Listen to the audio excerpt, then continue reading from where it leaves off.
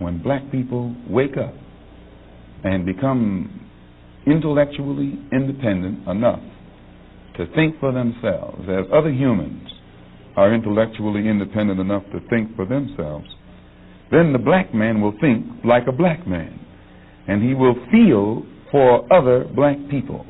And this new thinking and feeling will cause black people to stick together. We're going beyond Black History Month and getting to the money at the Mental Dialogue Live experience, as we've dubbed February as Black Business and Financial Strategy Month. Legacy isn't luck, it's strategy, and business grows through connection. Learn wealth strategies from financial coach Ashonda Davis and wealth educator Denise Muldrew. Business owners come out and learn how to get connected and more exposure with insight from Melvin Coleman, president of the Atlanta Black Chamber, and finally discover why every family with young children should have Monopoly game nights. Friday, February 20th, 7 p.m. at Urban Grind. Get all details at mentaldialogue.com. If we bring smart and good people together, smart and good things happen. An estate plan would include.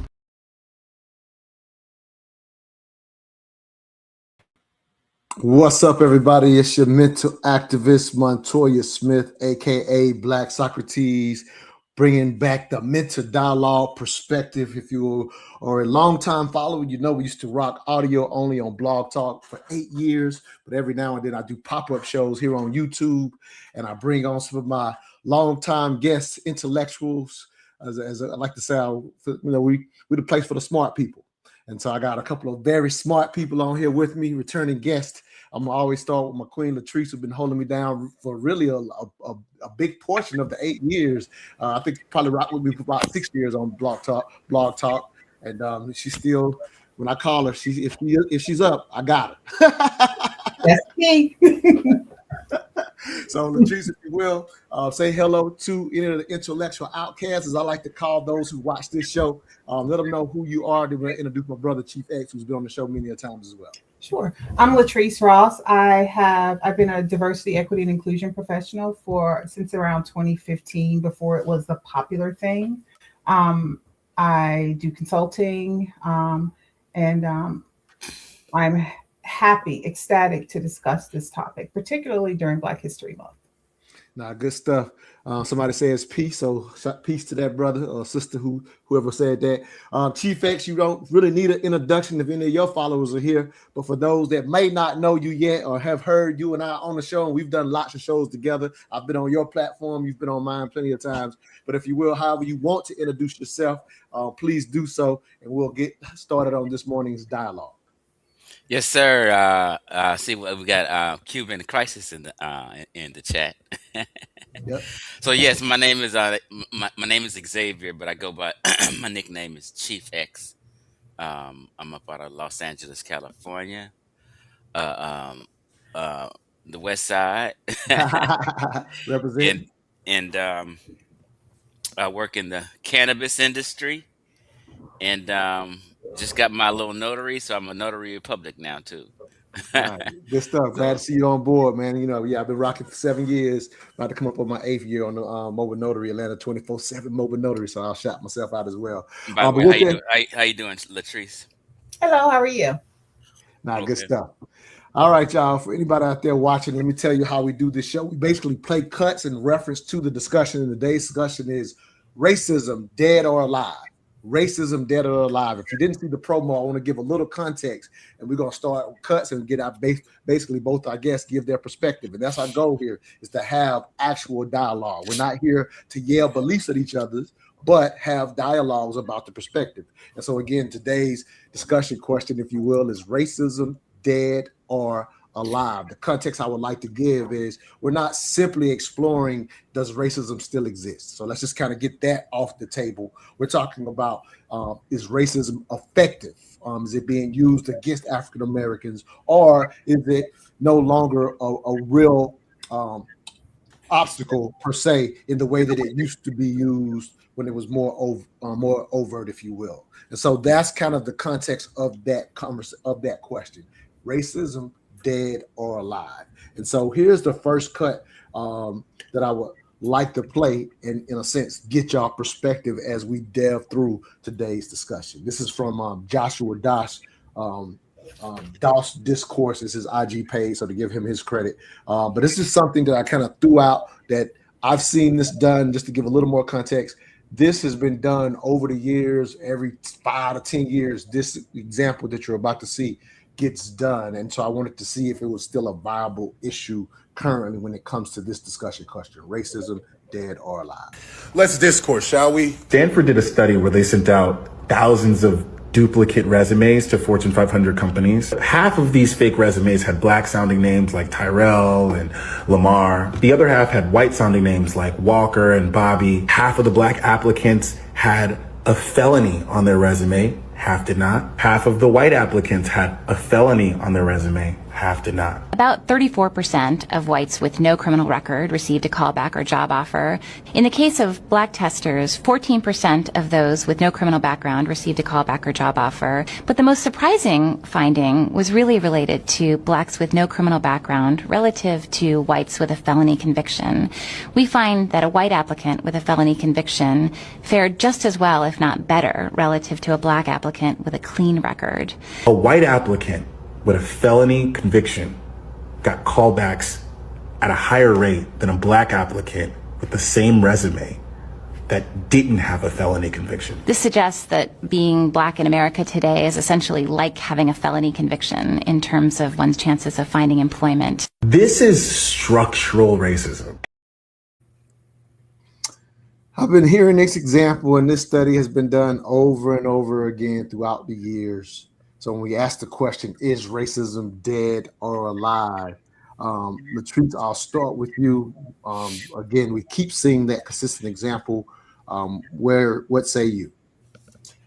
I kind of rolled my eyes when they started talking because, as you said, that's one example that's been used often. But the fact that it's been used often simply proves that I call it administrative racism.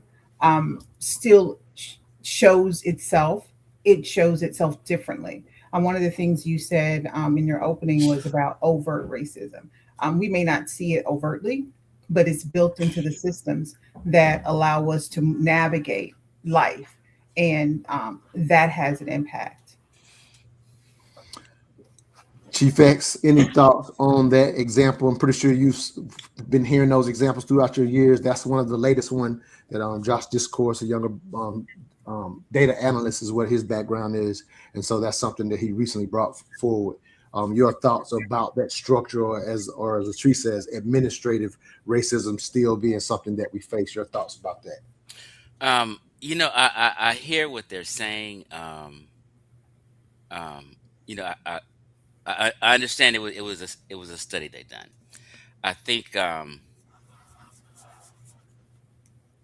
for instance, when I was a realtor, and people used to come see the home that I had listed for sale. There's many times where me as a black man, a black couple may come in, check out the house. A Mexican couple may come check out the house. And me and the owner may get together and choose which one.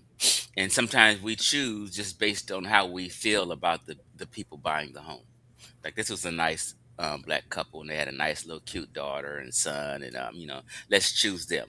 So I just think people are kind of biased to their own people if it's their company or if they're in charge or so, for instance. Personally, me, I never had problems going on a job interview and getting a job. I used to say I'll take the job. My son, who is 26 now, he's never had any problems when he applied for a job. Usually 1 or 2 interviews and they love him, right? So I think it's a personality thing. So sometimes I don't understand the study. They said they sent in a resume or whatever, and some such and such got a call back. I mean, it's kind of impersonal. Like, in situations like this for applying for a job, I think it's your personality that gets the job, your salesmanship, or if you win them over from what you say in an interview. I think a personal interview would work out better.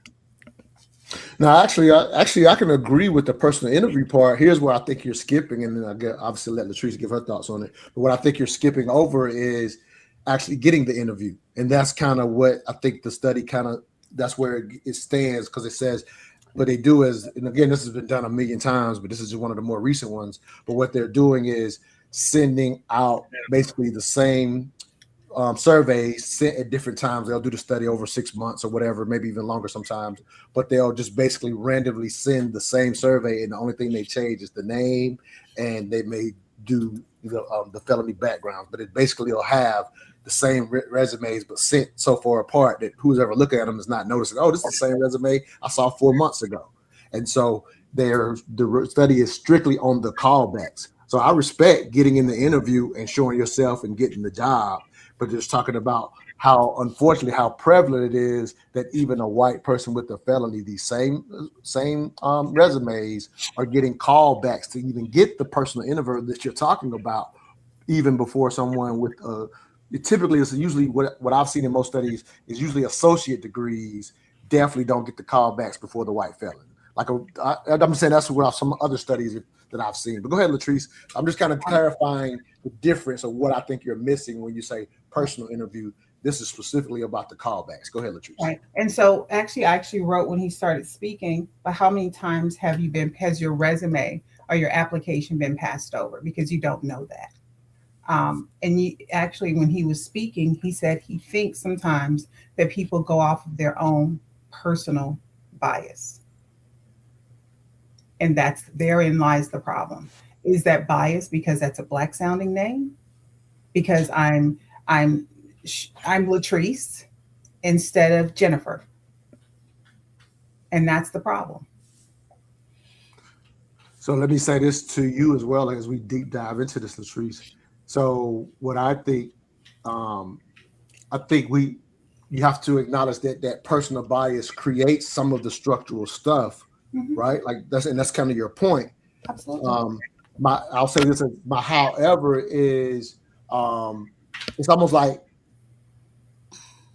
the reason you put things in place is because that natural bias exists. But at the same time, I think when you say that's the problem, I think people think that we're saying as Black people that we don't understand that bias is there. Like we actually understand that bias is there, and I don't think you as a diversity consultant actually believe that you could actually weed that bias out of everyone. So I think Chief X is correct when he says it's kind of natural to want to choose your own on your own people, that nepotism is something that in a sense is going to be accepted in society. I think people think that we don't accept that it's in society from a naive standpoint, where the argument often is why we have something structurally in place to kind of ease back some of that nepotism, whether it's selecting your own race or your own ethnicity. Am I making sense with some of what I'm saying? Either one of y'all. Right. So I understand your perspective, but I want to say that I don't think that they don't think that it's us who doesn't understand that bias. It's them who likes to think that they don't have that bias.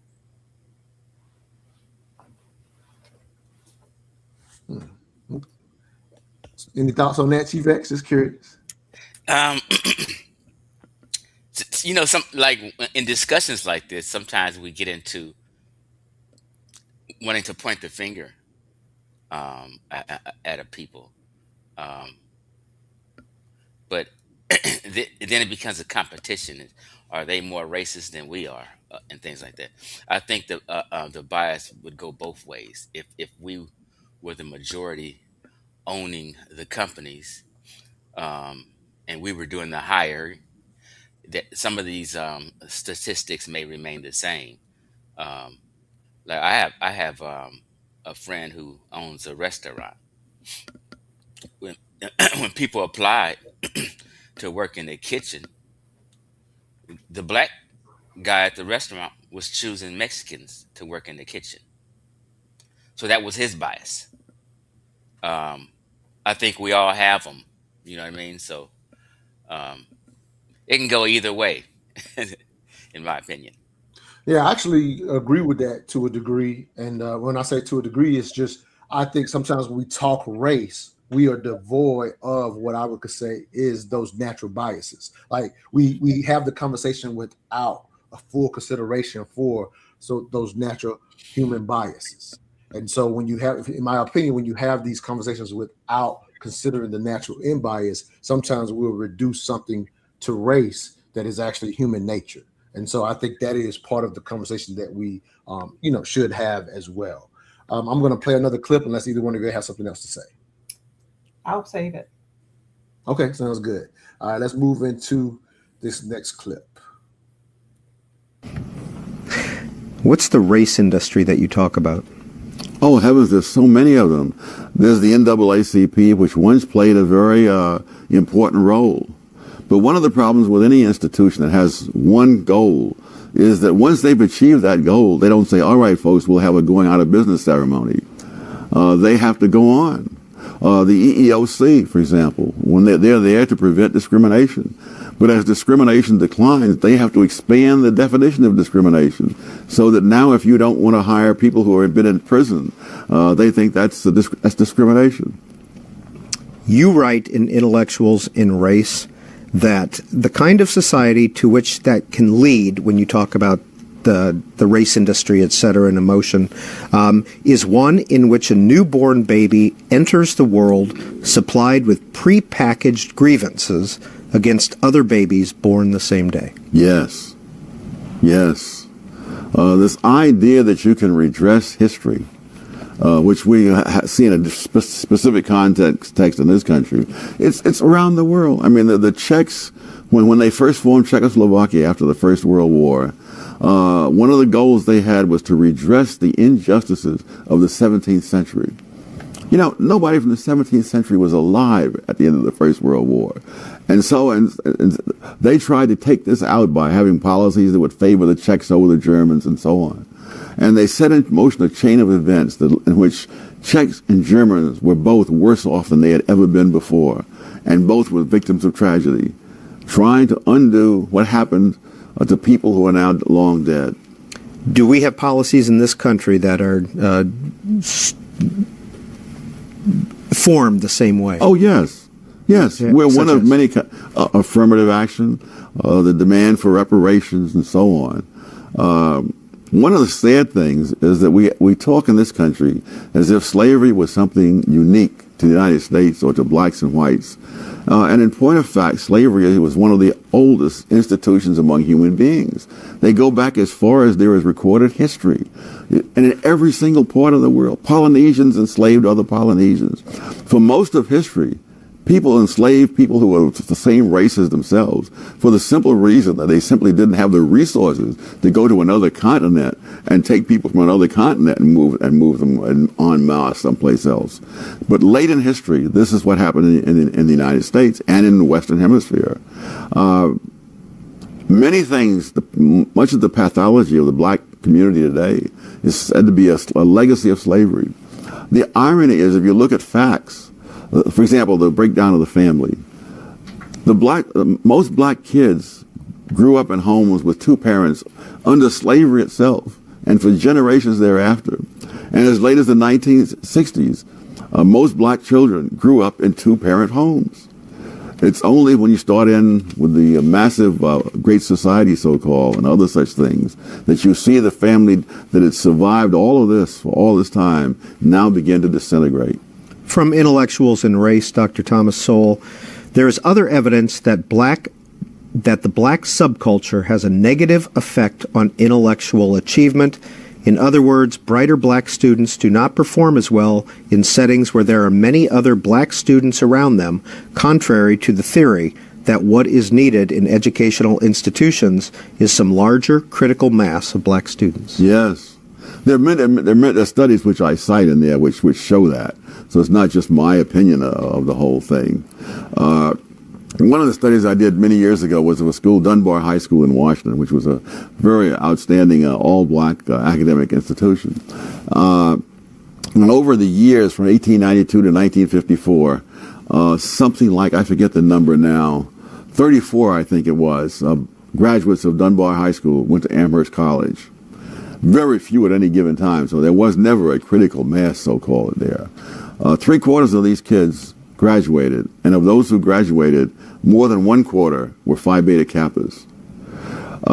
So clearly you don't need a critical mass. They never had anything resembling a critical mass. What you need is a good educational background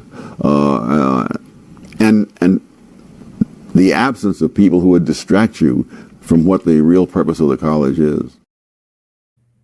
Chief X, I'll let you give your thoughts on Thomas Sowell for those who may not be familiar with him. That's my man, Thomas. So, I just kind of came across him maybe about 8 years ago, and I hadn't heard of him before that. So I began to start to listen to Thomas Sowell. And just by the way, whoever's listening, I consider myself a conservative. Um, so he was one of the persons who kind of helped me kind of move to the conservative side. And I enjoy what he says. And I agree what he says about slavery because I've done about 5 presentations recently on YouTube about how Africans sold Africans into slavery. And the whole story is kind of different than what I grew up learning about. So all people enslaved others or got enslaved. That's just around the world. I kind of agree with that. Um, it's just that ours was kind of recent and upfront and personal. You know what I mean? Um, and at the time, there was 2 million whites enslaved in North Africa by Berbers, right? So, and a lot of times when we talk about slavery, we're in a competition. Well, our slavery was worse. Well, their slavery wasn't like our slavery. And I mean, slavery is slavery, and it's all wrong. You know what I mean? So everyone has experienced it. Um, and I think he also spoke on. I didn't totally understand what he was saying. He was talking about schools and certain groups of people going to a school and who was more successful. Yep, I'll break that part down to you just real quick, and I'll Okay. go to LaTrice. So the latter part, Thomas Sowell is a brilliant thinker, right? But it doesn't mean that all of us can make mistakes. And so what I would highlight, given the information on the school stuff, so the thing that I'll highlight, he was just talking about the guy that asked him a question about there was this concept that basically if African Americans went together in mass, that they would succeed together. Like they would do better if they were going to school in mass. And the funny part is I watched Sowell he cited some studies that he had looked at, but the funny part was he contradicted himself in his own answer because he highlights that the 34 blacks that did well at Amherst College and how well they did, like a fourth had graduated with honors, he basically highlighted. But he's looking that they had come from, he highlighted himself, Dunbar all-black school. So they had, and he highlights that as long as you have a good educational background, that's going to be the thing that helps you succeed, because the question was that blacks didn't do well amongst one another. And I'm sitting here going, he doesn't even realize he's contradicted himself in his own answer because they got the good background that he highlighted from an all-black school. So again, he's a brilliant mind, but that's one of the misses that I saw. And one other reference into slavery, because I saw I was able to see your face, LaTrice. The audience couldn't see it when he highlighted the 2 parents near the end of enslavement. Because we were breeding here in America, so near the end of the enslavement, it was typical for the children to be in the home with both parents. And near the end, it definitely didn't start that way, but once they got. So I just wanted to kind of throw that out there. But go ahead, LaTrice.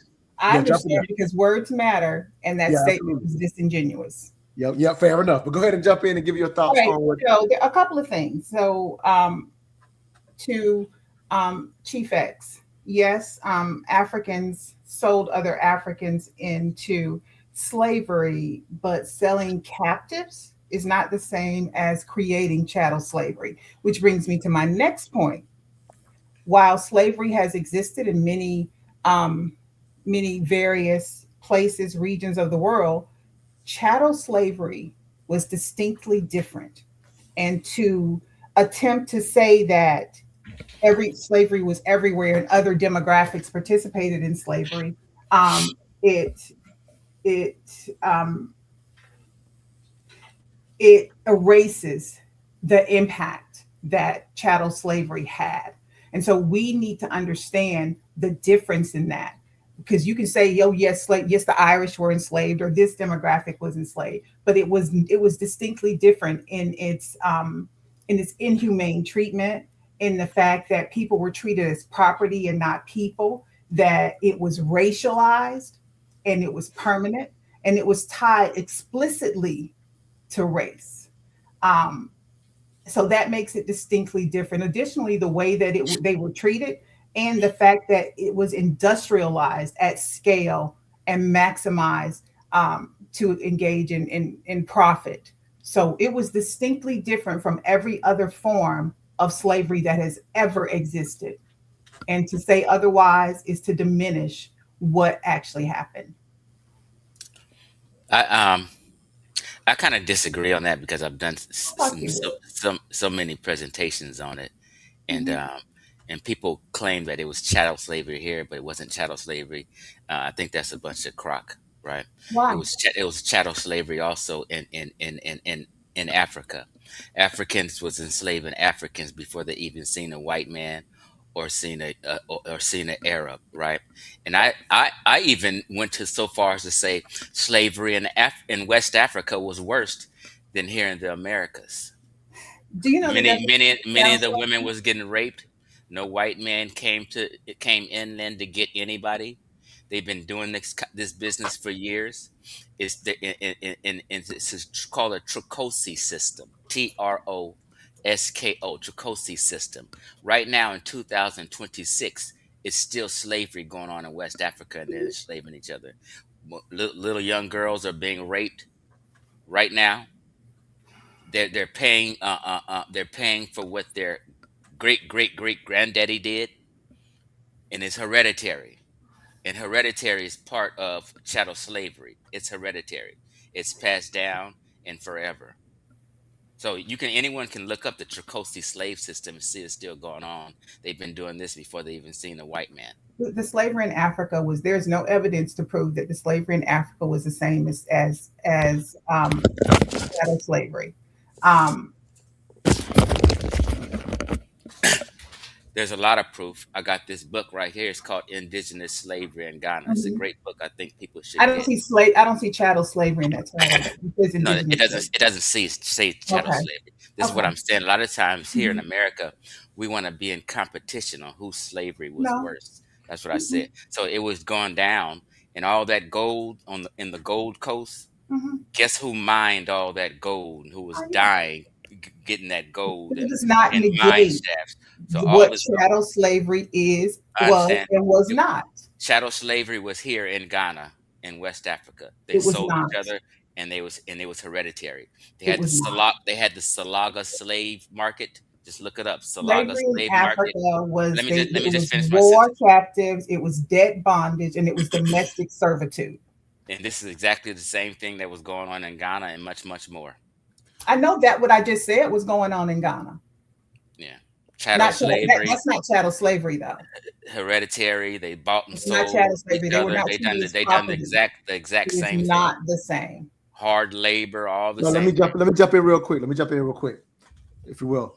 And so I will say, T-Vex, to a degree, you're doing what you say we do, which is talking about it from a competition standpoint. Now, I get respect that you're bringing that history that a lot of us as African Americans are completely unaware of, because I remember you took your trip, got that book, and that book has served as a great resource talking about specifically what enslavement was in Africa. So from that standpoint, but when you're dialoguing this way, you're actually in the competition and missing what I would offer is the distinct difference of chattel slavery from two areas, from a property standpoint and aspect of removal from your land.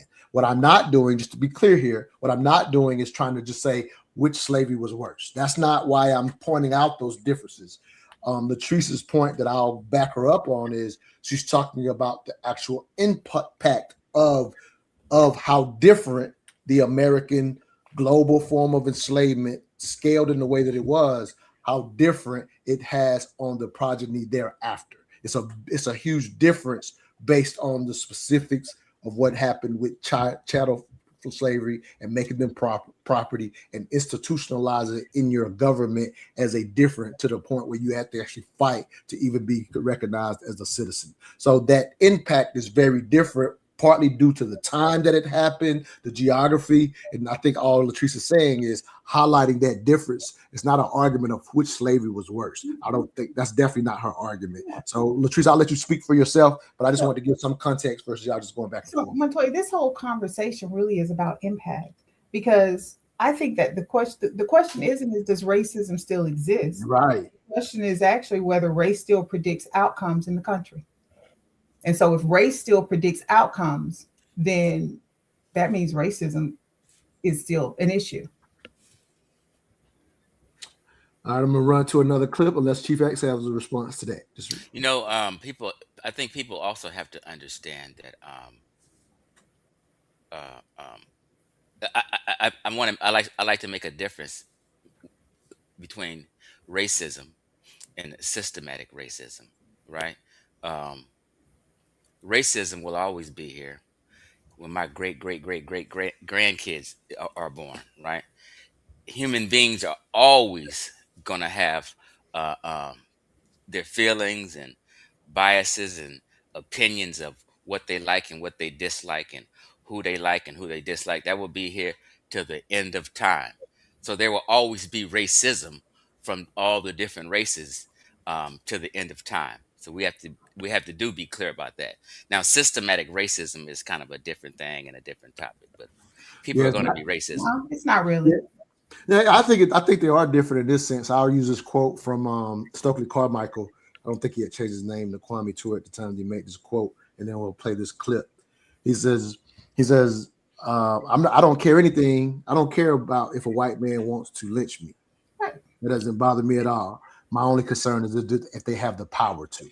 And so I think they are distinctly different in that sense, because I think Chief X is absolutely right. The individuals will, and it's never the goal to change what's in someone's heart. Right. I think the way that we've learned about racism in the school system has that, like when we, like just the way that we propagandize the history of the civil rights movement and how we highlight King, only certain parts of Dr. King, right? The character of my skin and the I have a dream speech. And so there is some type of perspective, and people are quick to call out the actual, especially right now, I would say less right now, but there was a point where being overt racist was really frowned upon in society. I think those times are changing based on what we're seeing. And that's some of the dialogue that we go ahead, LaTrice.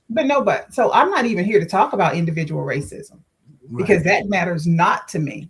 If somebody doesn't like me because of the color of my skin, more power to you. You deal with that.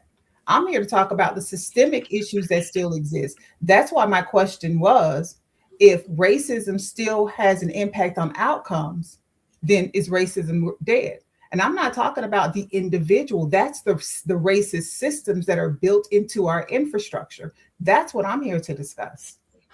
No, fair enough. Let's play this quick. This is a very quick clip, so it won't be as long as the one from Thomas Sowell.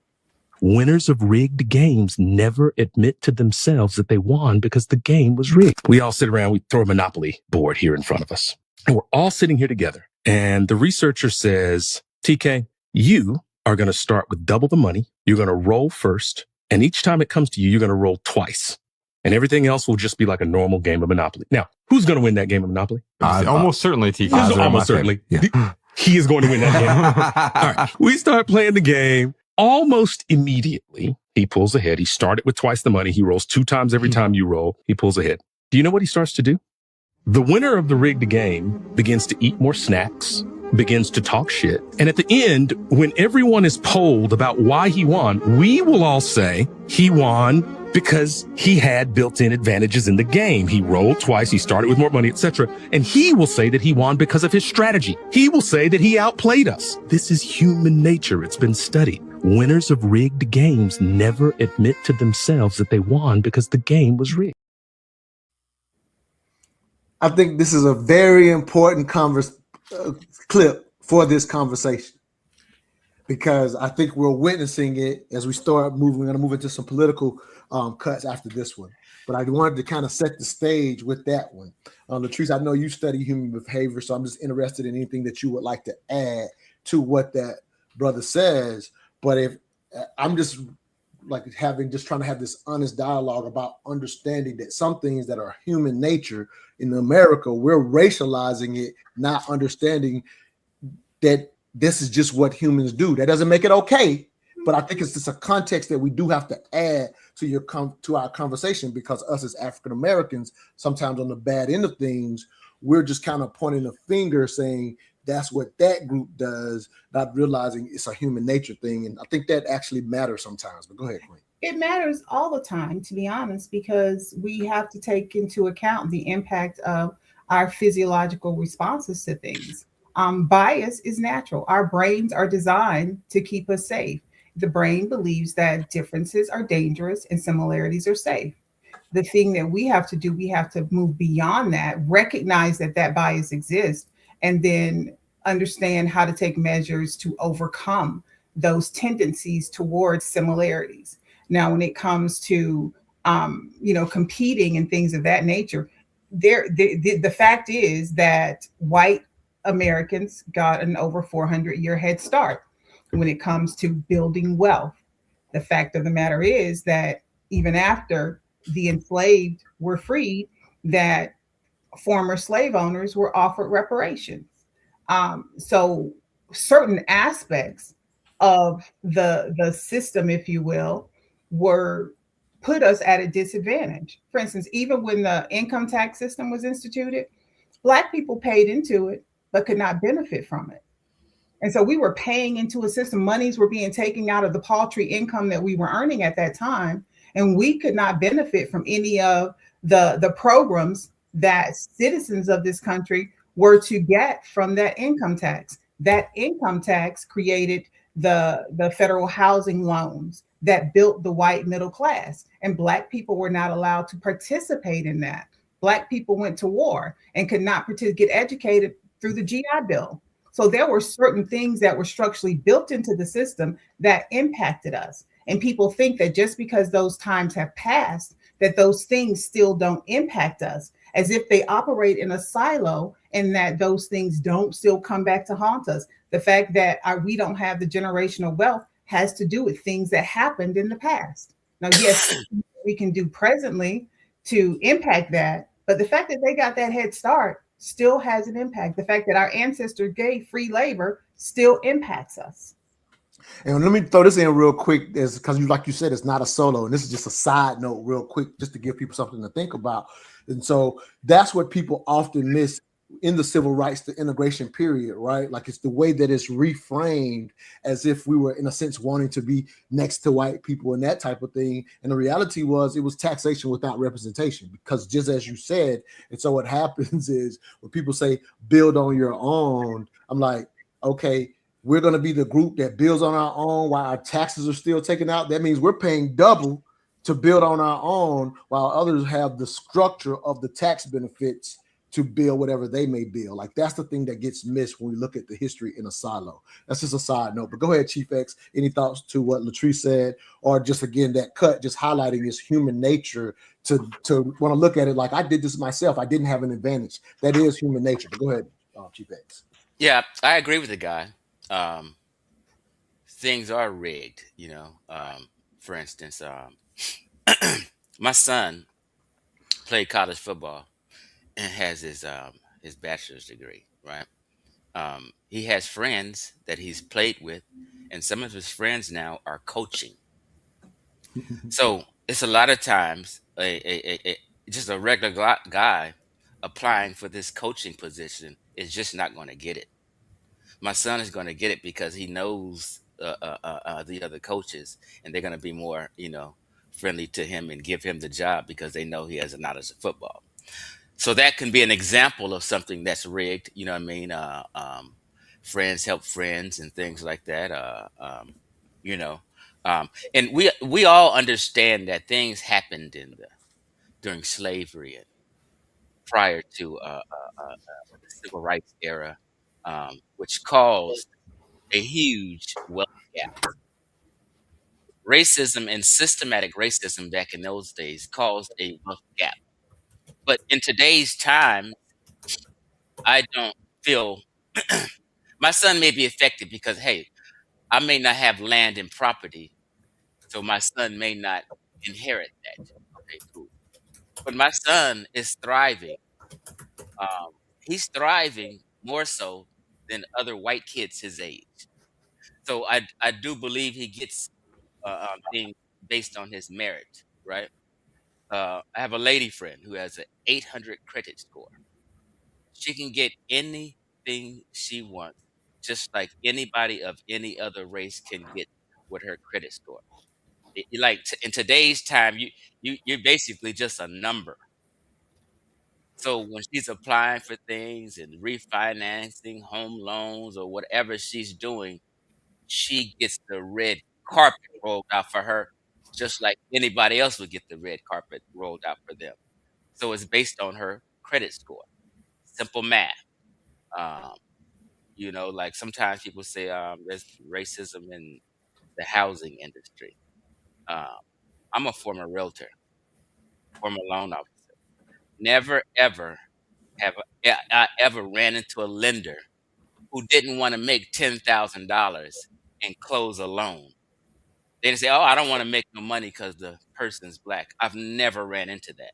In today's time, I'm talking about, or when I was a realtor, right?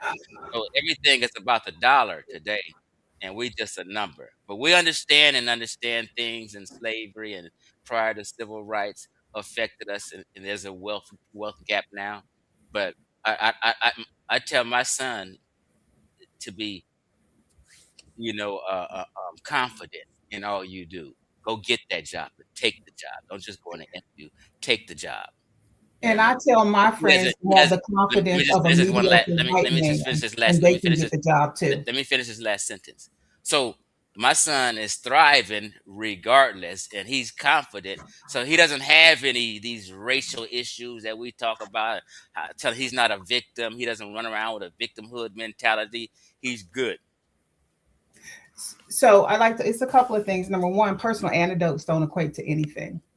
The broader studies actually do. So I'm kind of laughing because this is actually a waste of my time to even be discussing this with you, because the only thing you keep talking about is you're a realtor and your son is successful. I'm successful. My children are successful, but there's still success of a few does not negate the systemic issues that still exist.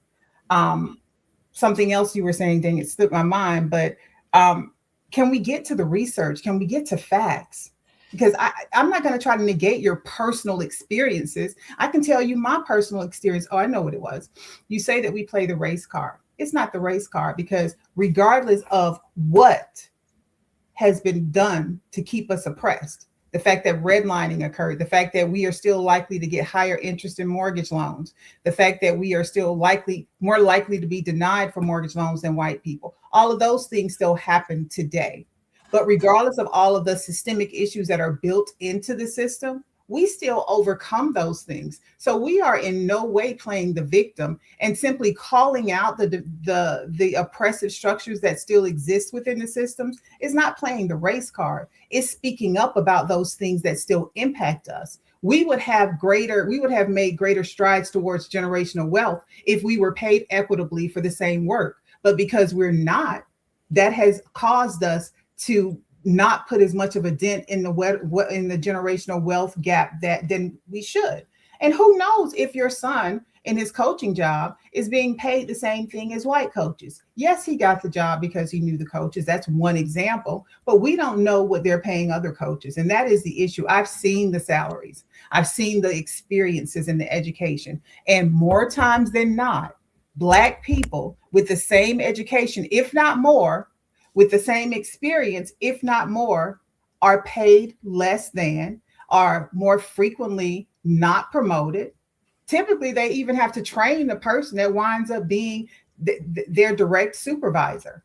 So I'd like to talk about facts and not anecdotes. Yes, we understand you were a realtor. Yes, we understand that you claim to not have experienced this, but I'd like to stick with the facts and research. Could we please?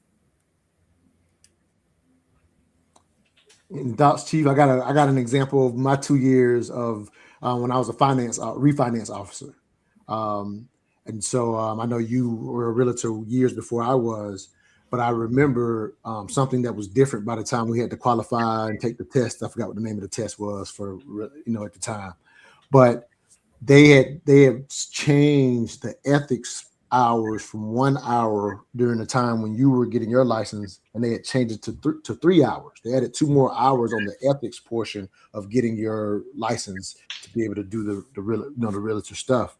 The 2 hours that they added was from all the stuff that had happened up until 2008 in reference to the systemic stuff, such as the steering. Like these things were happening so broad that they actually had to say, okay, we got to teach the people that are in this industry to look out for these things because it was systemically happening so bad to African Americans and brown people as well. I even recall, like, for example, like I've highlighted this story before, but my uncle, and this is, I guess, to a degree, it's anecdotal to the antithesis of what you said, but it's still I think this highlights the systemic stuff and not just the individual situation. But like my uncle came along when you could work for one company for 20, 30 years and retire or whatever. And so he was successful, did engineering, doing very well. And he lives on a street it's named after him. Like it's the street, just 'cause he was the first home, built the first home on the street. So we got to name the street. And so he's lived the American dream in the biggest way, but he still highlights at the time when he went to get his home, this is South Carolina, just to give you an idea where it's at. Had he been able to get the home, because he could afford the home, he could qualify for the home, but if he could actually get the home he wanted to get back then, but they wouldn't at that time, being in South Carolina, they wouldn't let him move to that neighborhood. He's doing very well now, but he goes, man, how much would I be worth if my home was over where I wanted to buy it but could not buy it? And that was probably in the late 80s. So prior to 2008, there's 2 more hours added to it just because of how systemic things were in the housing industry, specifically towards Black and brown people. So this is a little more information. Go ahead. It's still systemic. Black neighborhoods are undervalued, same amenities, but if there's a majority Black population in that neighborhood, those homes in that neighborhood are more likely to be undervalued. Even today, people have to de-Black their homes before they get them appraised because they run the risk of having their homes appraised at a lower value. So the systemic issues, and these are facts. This is data. This is research that has been done in recent years to show that these issues exist. And so to his point, though, I want to say racism may not be the only obstacle that Black people face, but it is still one of the most consistent. And it is still typically something that we have to overcome. And it makes our path to success much steeper than others. Good stuff. Go ahead, Chief. So today is 2026. We understand about the past.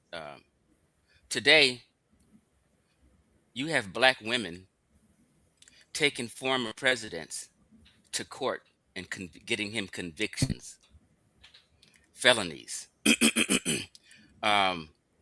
If someone discriminates on you, nobody wants to be sued. No company wants to be sued at all. You can sue a company and win if you're discriminated against. Okay? I personally have never been oppressed. Okay? My son personally has never been oppressed.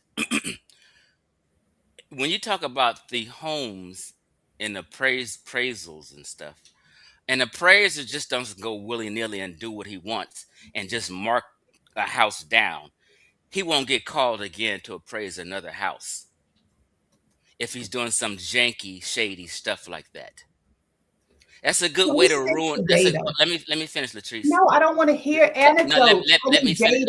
I'm making a point. I'm not going to continue to do this. I'm making a point. I'm just not. It's ridiculous. He's talking about anecdotes. Nothing he said is related. Yeah, let him finish. I don't see nobody here sharing their screen, showing the math in the data. But I can. Hold on, LaTrice. You gotta let somebody speak. We're sitting here just having a conversation. Now, Now, if we was in a debate and we wanted to share our screens and show statistics, that we can do all that. But we're just having a conversation. I didn't get up early and get dressed to have a conversation. I have not cut you off. You want, if you need to leave, I'll let you leave. If you're that frustrated, I don't. Ridiculous. I don't like let everybody speak. Not calling each other ridiculous, like that's a waste of time. Like that part is a waste of time. Comments are okay. Well, if that's the case, LaTrice, I'll just I get because I'm just wanting to have a dialogue and let. Okay, let's have the dialogue. Go ahead on with your anecdote. Okay, mental dialogue. The show's called. Go ahead on with your anecdote. So appraisers just don't go. Snapping. We're talking about the system. We're having a conversation. You mentioned appraisers. I'm mentioning appraisers. What's the difference? Go ahead. Okay, so appraisers just don't willy-nilly mark homes down. Homes prices are based off comparables in that neighborhood. Okay, so your home's going to be appraised for what, in general, the other homes in the neighborhood sold for. Okay, and homes are priced also based on crime in the neighborhood.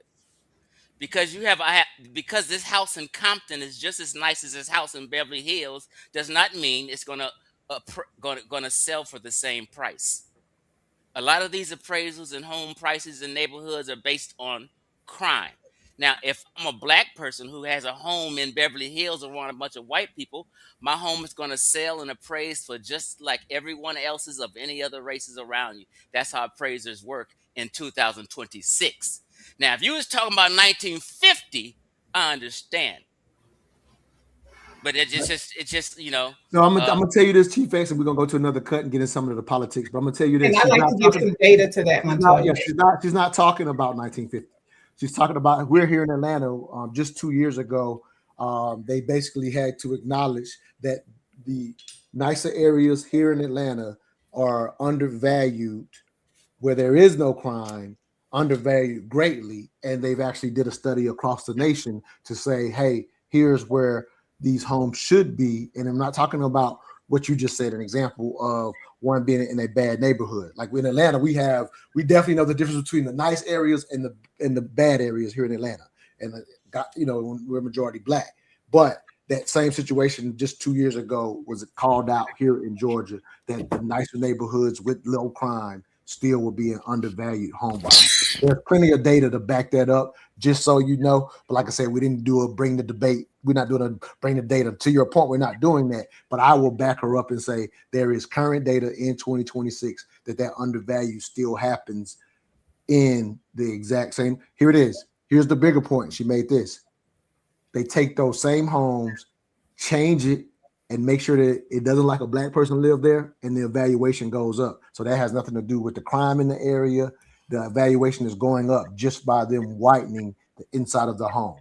And it's something that's still encouraged by a lot of realtors that I know that are in the realtor. They do that because they want to make sure that the home gets appraised higher. They're like, take your pictures down. So that stuff still happens. And so that is you will run into an incident or two. Nothing's perfect. So Montoya, the data like if you go to a post office, you might find some postal clerks who are extremely nice, and then you might get one postal clerk who's just an a-hole. Hey, you are void of this mass data. Go ahead, LaTrice, give them the data, and we'll go to a large study conducted by mortgage giant Freddie Mac and federal data found that homes in majority black census tracts were more likely to be appraised below the agreed contract price compared with majority white neighborhoods of similar attributes.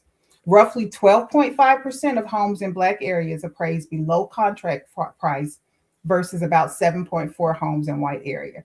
And I talked about impact because the thing is, if impact is still if we're still being adversely impacted because of race, then that means that there is still an issue with race. The impact is that on a national level, research shows us that homes in majority black neighborhoods are evaluated as worth approximately 21 to 23% less than similar homes in non-black neighborhoods with similar attributes. These effects contribute to a large cumulative loss in black household wealth. Race-based impact. And the similar attributes, the studies account for, again, similar areas, same crime, like those things are accounted for in these studies. I've looked at some of those studies as well. And so it's not an occasional thing just to call it for what it is. But let's go to another cut and get into some politics of some of this stuff. I hate to keep posting about this guy, but I really just want to know if he made it out of this hearing alive. One of the things you said was American whites are victims of a cultural genocide. Where to start? So you'd agree with me, wouldn't you, that whites are pretty well represented in the United States Senate? They are well represented in this body, yes. And how about in the House of Representatives? Senator Kane, I don't have those particular numbers. However, but you would agree that they're pretty well represented in the House of Representatives. Senator, I would, again, thank you for the question.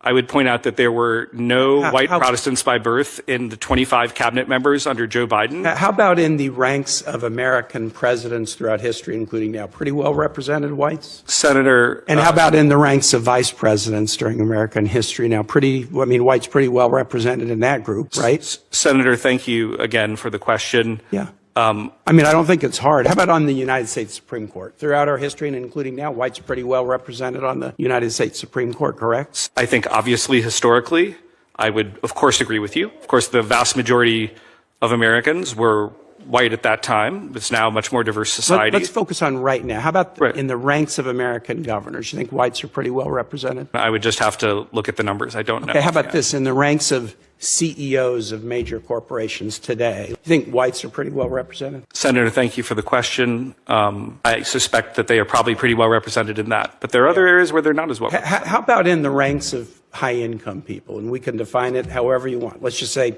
like top 10% of wealthy Americans. You think whites are pretty well represented? Senator, thank you for the question.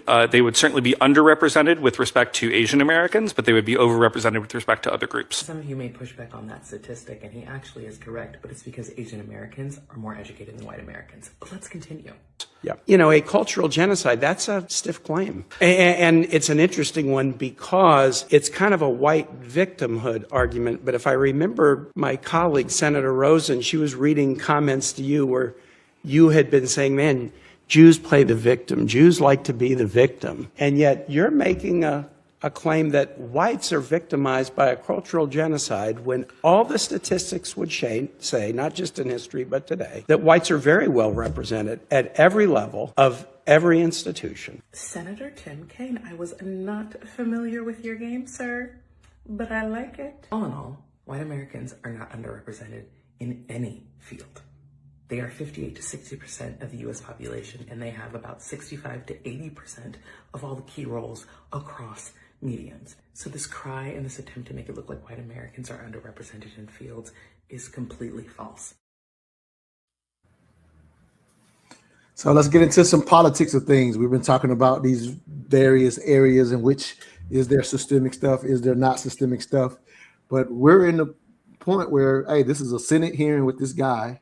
And let me give props to the sister. Her name is Melinda Hale, so go follow her. And she's just highlighting, hey, Senator Kaine's basically saying, hey, who's playing victim here? Because that's the times that we're in that I've offered personally. But I'm just wondering, what are y'all thoughts on it? I'll start with you, Chief X. Any thoughts on seeing this guy, I say, fumble over himself, trying to act like there's some type of white cultural genocide? That's how it looked to me.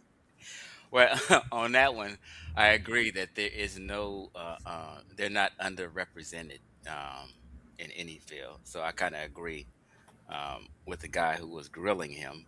But I do want to make a point, have a little caveat. For instance,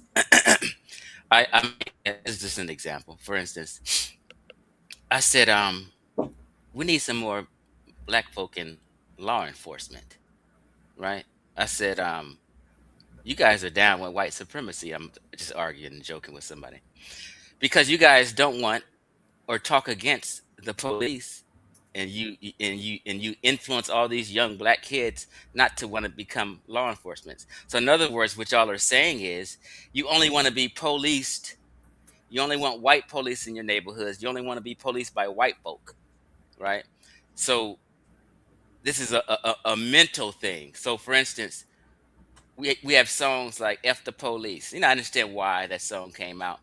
But a lot of times we are influencing our kids not to want to become police officer or law enforcement. I remember back in the day, Italians and the Irish people pushed for their kids to become law enforcement. Therefore, their kids that's why the mob began to win. Therefore, these Italian and Irish cops was patrolling their own neighborhoods, protecting their own mothers and aunties and things like that. I said, we need to start developing things like that and push for our kids to get into law enforcement, because sometimes I do think we are underrepresented. You know what I mean? So now you have a whole Democratic Party, and the women, 92% voted for Biden and Kamala. And all these people are against ICE and against, arresting illegals who may have committed a crime. So you got this whole sentiment against law enforcement in our community. So that these are some reasons we could be underrepresented in law enforcement. I'm just throwing that out there. Can I give some data, Montoya? Now, Can I share Yeah, go ahead, of course. Sure. Black people make up about 12 to 14% of the population of police officers in this country. We are roughly 13% of the population. So that is in line with where we should be. The caveat is that we are underrepresented in leadership in policing. And I wonder why that is. So we got representation in police. Do Atlanta have a black? Hey, we got plenty of police, Chief X. I know our mayor here is black. We've had another black mayor. So I see you skip right over. I know Kamala was the head of the police out here. Chief X, I see you skip right over the actual cut to jump to not being represented in police, to only to find out we represented in police. Like you just played yourself. Skip right over the cut and said we're underrepresented in police. I understand what you're saying, but I was kind of leaning on what she was saying in leadership roles and other higher roles, and how sometimes we may not push for kids, may not go to law school or whatever, And he was, because the guy was asking him about the underrepresentation we don't in push politics. You in police, and we found out we in police. Like you're just saying things. Like you're saying we're not. Like here it is. I hear you. I'm just giving an example of how sometimes in certain fields we may talk others out of it. And I'd also like to add the percentage of criminals that have actually been arrested by ICE is relatively small. So we're not mad about the criminals, especially since we got one in the White House. All right, let's keep this thing moving. Bookkeeping the far right has moved from the fringes directly into the halls of government itself. The New York Times dropped this explosive new report calling out by name members of the Trump administration who expressed opinions that would probably get most people fired, like Darren Beattie, who previously wrote on social media, quote, "Competent white men must be in charge. Unfortunately, our national ideology is predicated on coddling the feelings of women and minorities and demoralizing competent white men." He's now a State Department employee and head of the U.S. Institute for Peace. And Paul Ingracia, who has posted on social media, quote, "Exceptional white men are not only the builders of Western civilization, but are the ones most capable of appreciating the fruits of our heritage." He is now Trump's pick to lead the office of special counsel. And Kingsley Wilson, who said, quote, "The great replacement theory isn't a right-wing conspiracy theory. It's reality." She's now the Pentagon press secretary.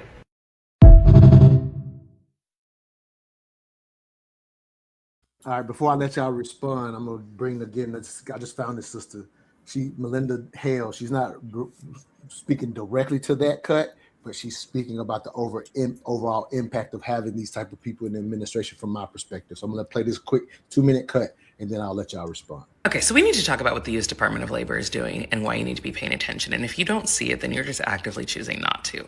So over the last year of this administration, there has been glaring propaganda promoting this particular version of the American dream. And I know that you've all seen these images, the white families from the 50s. They're like carefully curated and traditional looking, but they're pushing a very obvious message. And for years, people of color, but specifically Black people, have been telling you that the government wants to recenter whiteness in this country. So none of this should be new or surprising. But what is how strategic the messaging has become, right?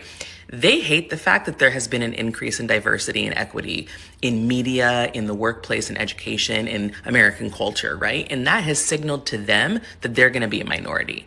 But the thing that's crazy about them fearing that is that it tells you that they know minorities are treated differently in this country. Because if being a minority wasn't dangerous or dehumanizing, why would it scare you so much to become one? And for years, they've just pushed this white replacement theory, trying to convince their base that minorities want this uprising or revenge. But if you've done nothing wrong, why would you fear revenge? If the goal was equality, justice, and humanity, why would you interpret that as retaliation? That fear says more about them than it does about us. And instead of them choosing progress and accountability or attempting to right the wrongs of the past, they want to resegregate. And they want to push propaganda like these pictures. Propaganda that is rooted in nostalgia and a mythologized America that never existed for most people, at least not for people that look like me, but only from the people who benefited from it, right? And to a lot of conservative, evangelical, white Americans, these pictures represent the America that centers them. It erases diversity and it makes whiteness the default again. It's not about families or values. It's about control and racism. So when government agencies are actively rolling out this kind of messaging, please know that it is not random. It is strategic and it is extremely political. Propaganda always shows you the world people in power want to rebuild and the exact people that they expect to disappear in the process. LaTrice, I'll let you respond to Melinda Hale as I highlight. It's the first time in my life after a Super Bowl, the halftime show seemed more important than the Super Bowl. Because somebody scared, looked like to me. Somebody running scared from my perspective. Go ahead, Queen.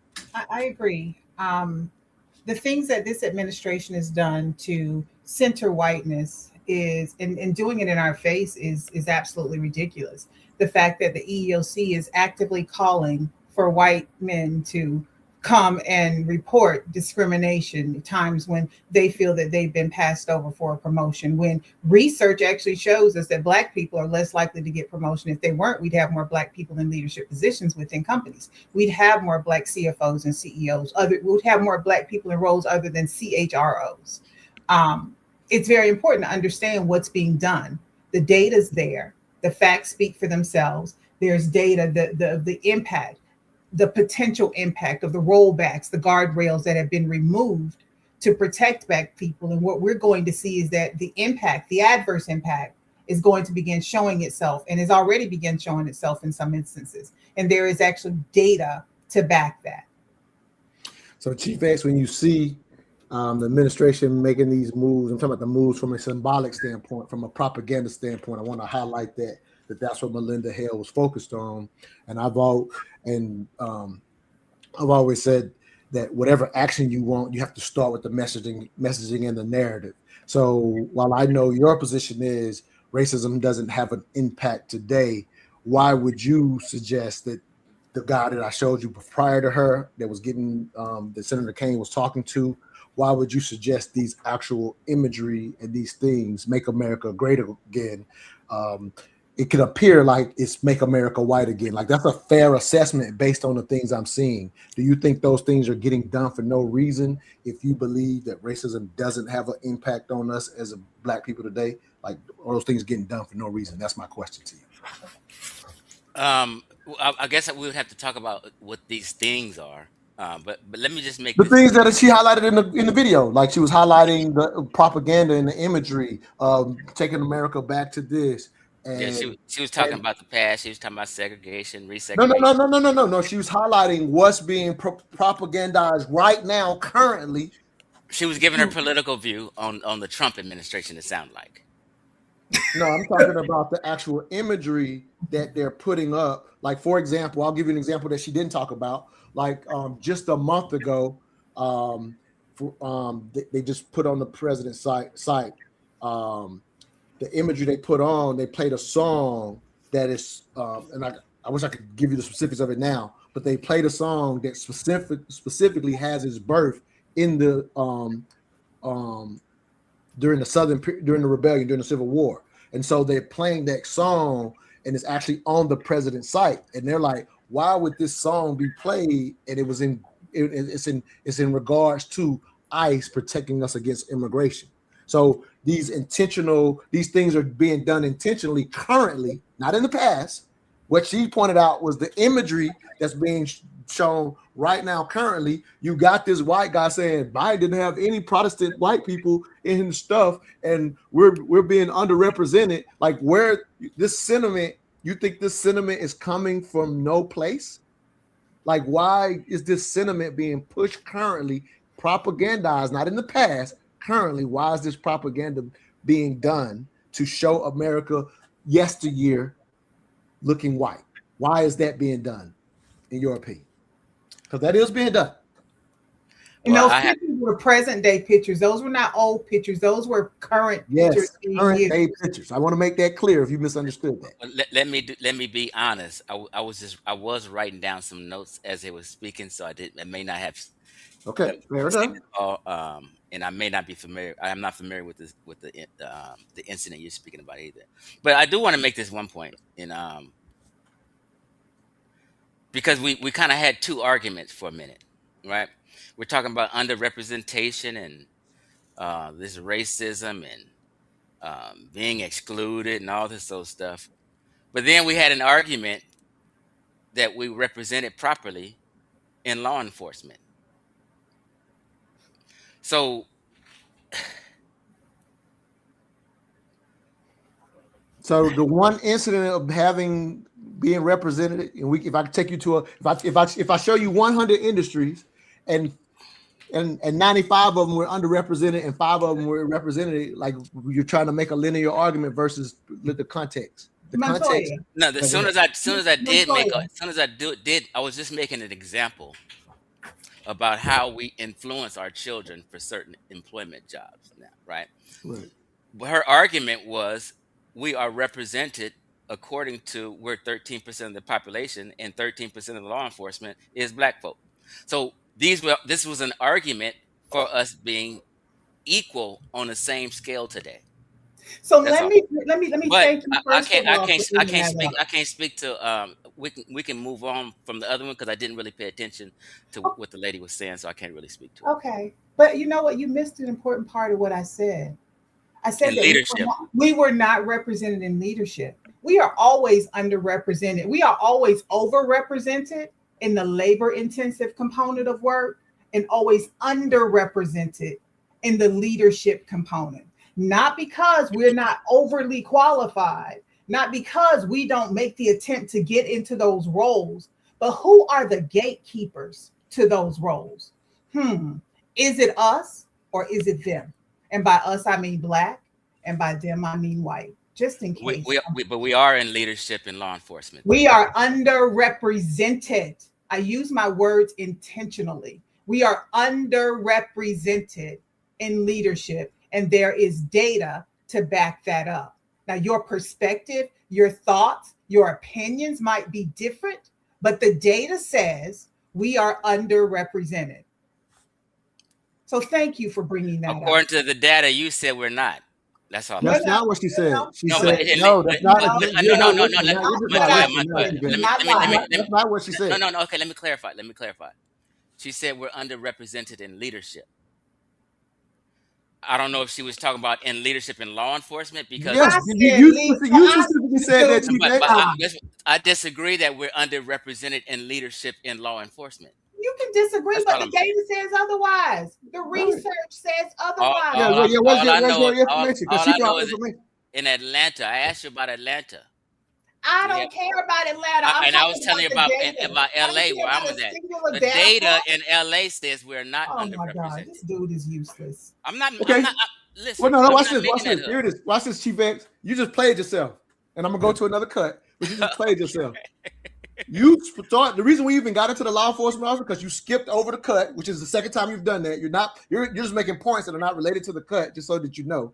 So you skip past the cut to talk about how our community doesn't send enough people into law enforcement because we don't want to be police, only for her to look up the data and find out that we were represented in law enforcement. So you were actually making the argument saying we probably don't have enough people policing us. That was your actual argument. So now to turn around and say, oh, we're represented in leadership, you were making an argument saying we didn't have enough people. No, that wasn't. And you played yourself. She looked it up and saw that we were represented Montoya, in law enforcement. But you're saying we were not because we choose not to. That was your argument. I was making an argument, an example of how sometimes we badly influence our kids for certain jobs. I just use hold on. I just used that one. I wasn't saying that this is the numbers for law enforcement. I was just saying how I was using an example of how we badly influence our kids. Yeah, you just jumped into the example and played yourself. That's just really what happened just now. Yeah, we were very well represented in the area you say we badly influence people not to go into. We're in file and rank, which hasn't been a problem for at least 70 years. We've been file and rank for years. The issue is, can we elevate and get to the actual jobs that will bring wealth? We're in file and rank. We've been in file and rank since the 70s. Since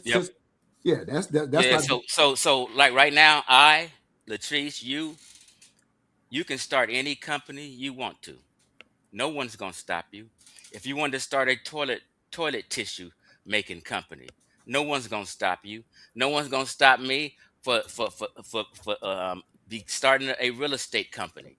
It happens all the time. No one's stopping me, my son, or anybody on this panel from doing anything, starting any kind of business. We're not even disagreeing, but we're not disagreeing with that because you're not listening to what we're talking about. We're not disagreeing with that. We're not disagreeing with that. Let me just finish my sentence. What I'm saying is, I right now can go buy a home in any city I want to.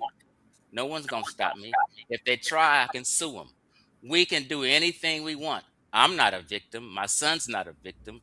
I've never been oppressed. I'm not saying it doesn't go down, but I don't want to sit here and act like we're just some victims and the world is just totally against us and we can't do nothing. I don't want to get that sentiment across.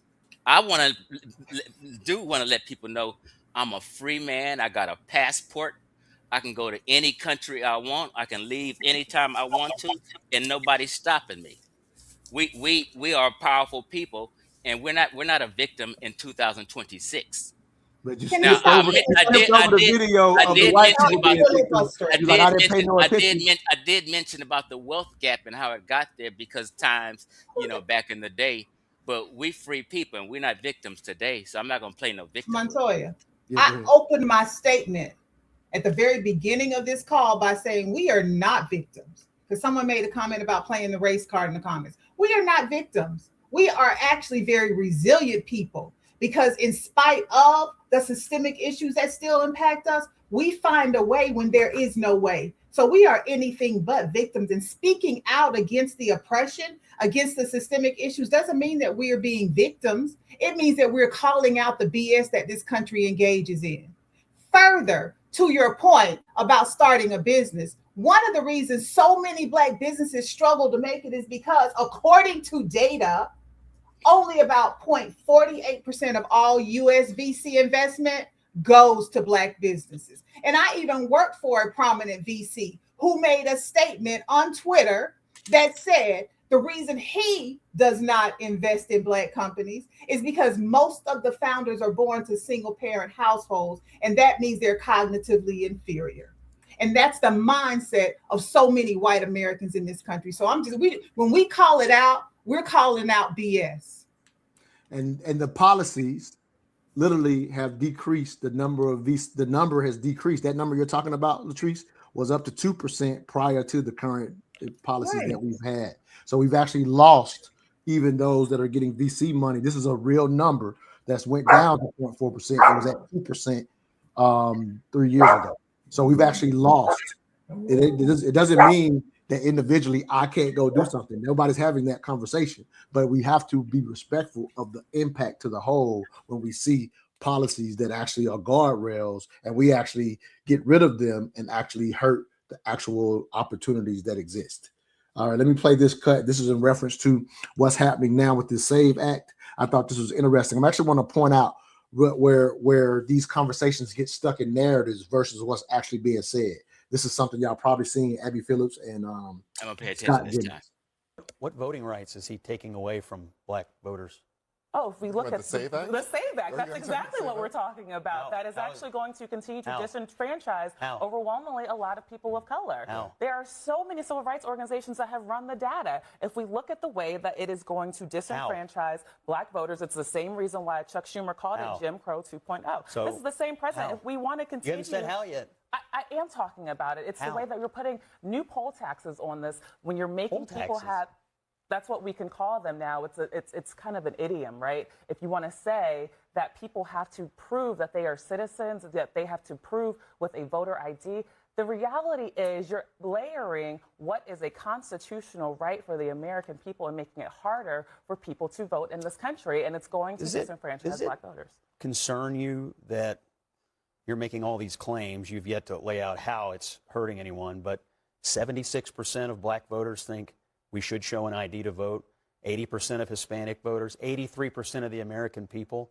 Are you saying that black voters are too dumb to know what's good for them? I mean, it sounds pretty condescending to me. The SAVE Act You get three-quarters of black voters who want voter ID. But to be clear, the SAVE Act is not just about ideas. The SAVE Act is about proof of citizenship. So what? So it doesn't. I actually. It also makes it very hard for married women who've changed I was just going to say, we talked about this before. By the way, it's not.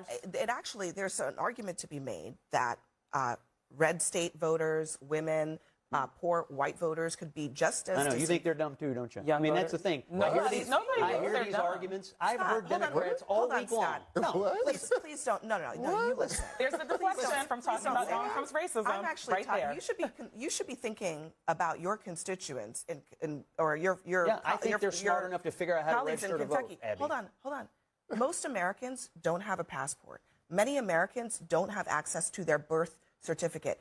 Many women, a majority of women who change their names for marriage have to provide additional proof that they've changed their legal names in order to register to vote. I have heard Democrats Scott, make these same arguments. Why don't you actually respond to the substance of what I'm saying? I am, and as the substance is opposed this. to making this about something that it's not. You're saying, it's not just about voter ID. Married it's women, also about black who has voters, access and rural people are too stupid to figure out how to register to vote. No, that's not. That is not what Democrats have been making this argument all along. It's crazy. That is so offensive. Let me offer the proof. Let me offer. Are you saying they can't figure out how to vote? Exact same argument.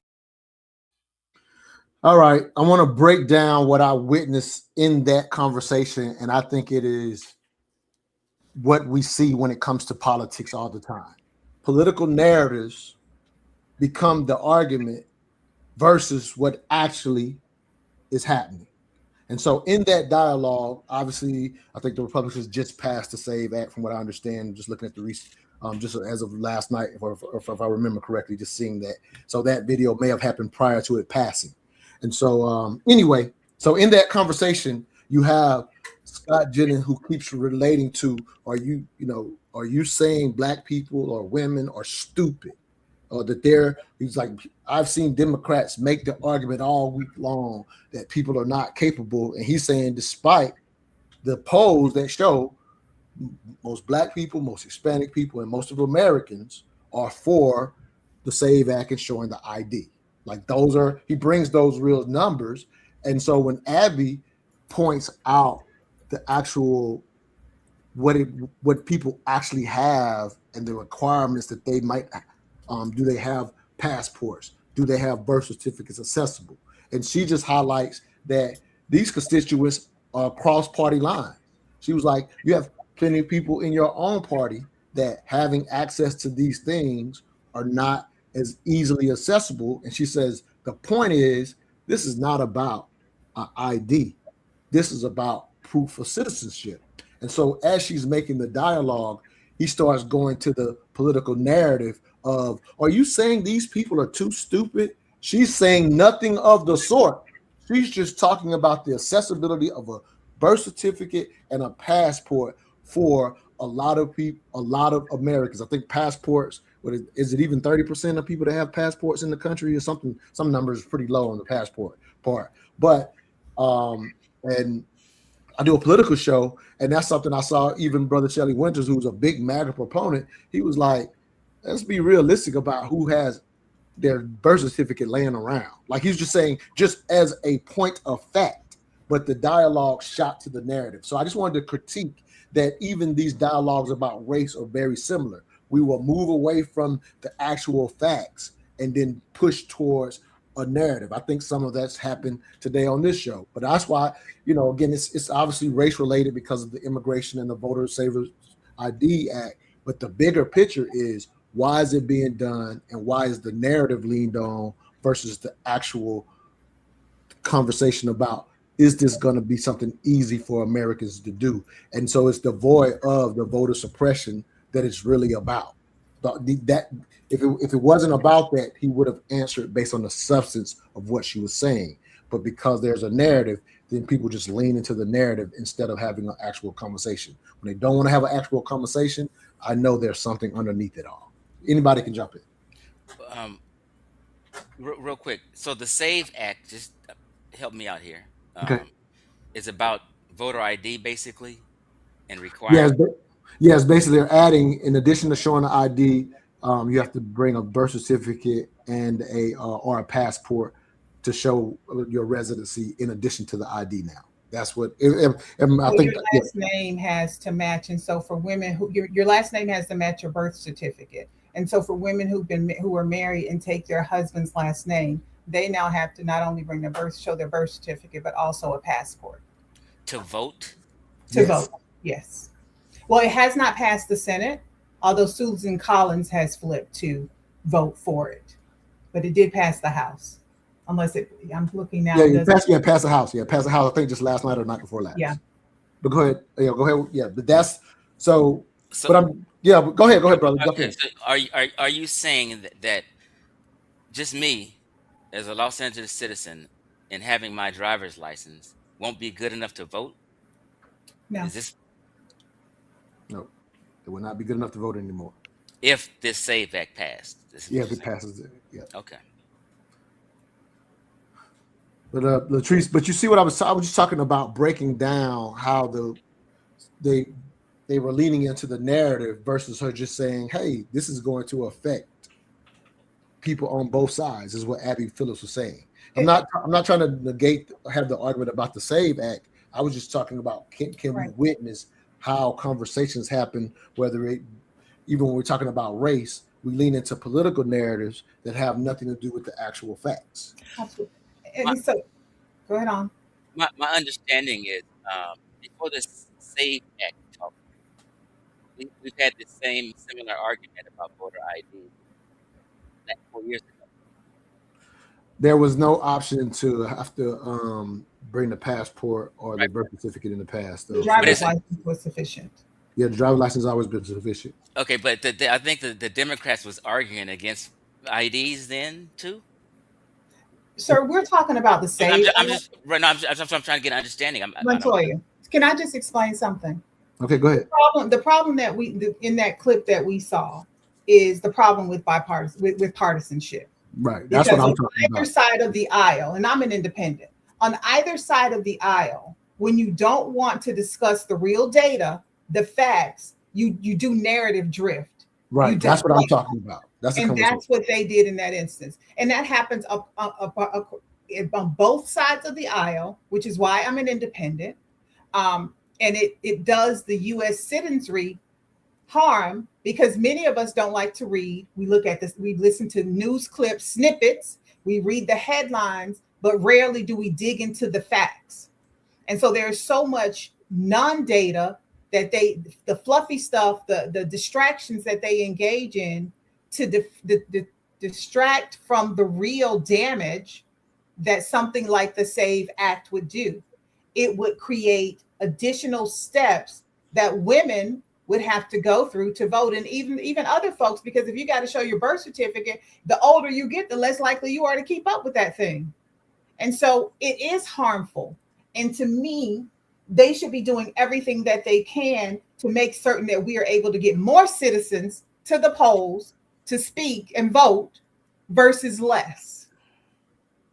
And the question is why, but it's kind of hard to connect the dots because, in my opinion, I'm about to connect the dots between the three of us because you didn't pay attention to the clip that connects the dots. That connects the dots to me is this: Why are these efforts being made to propagandize race towards whiteness and a suppression of the vote based on immigrants? Why is that being done?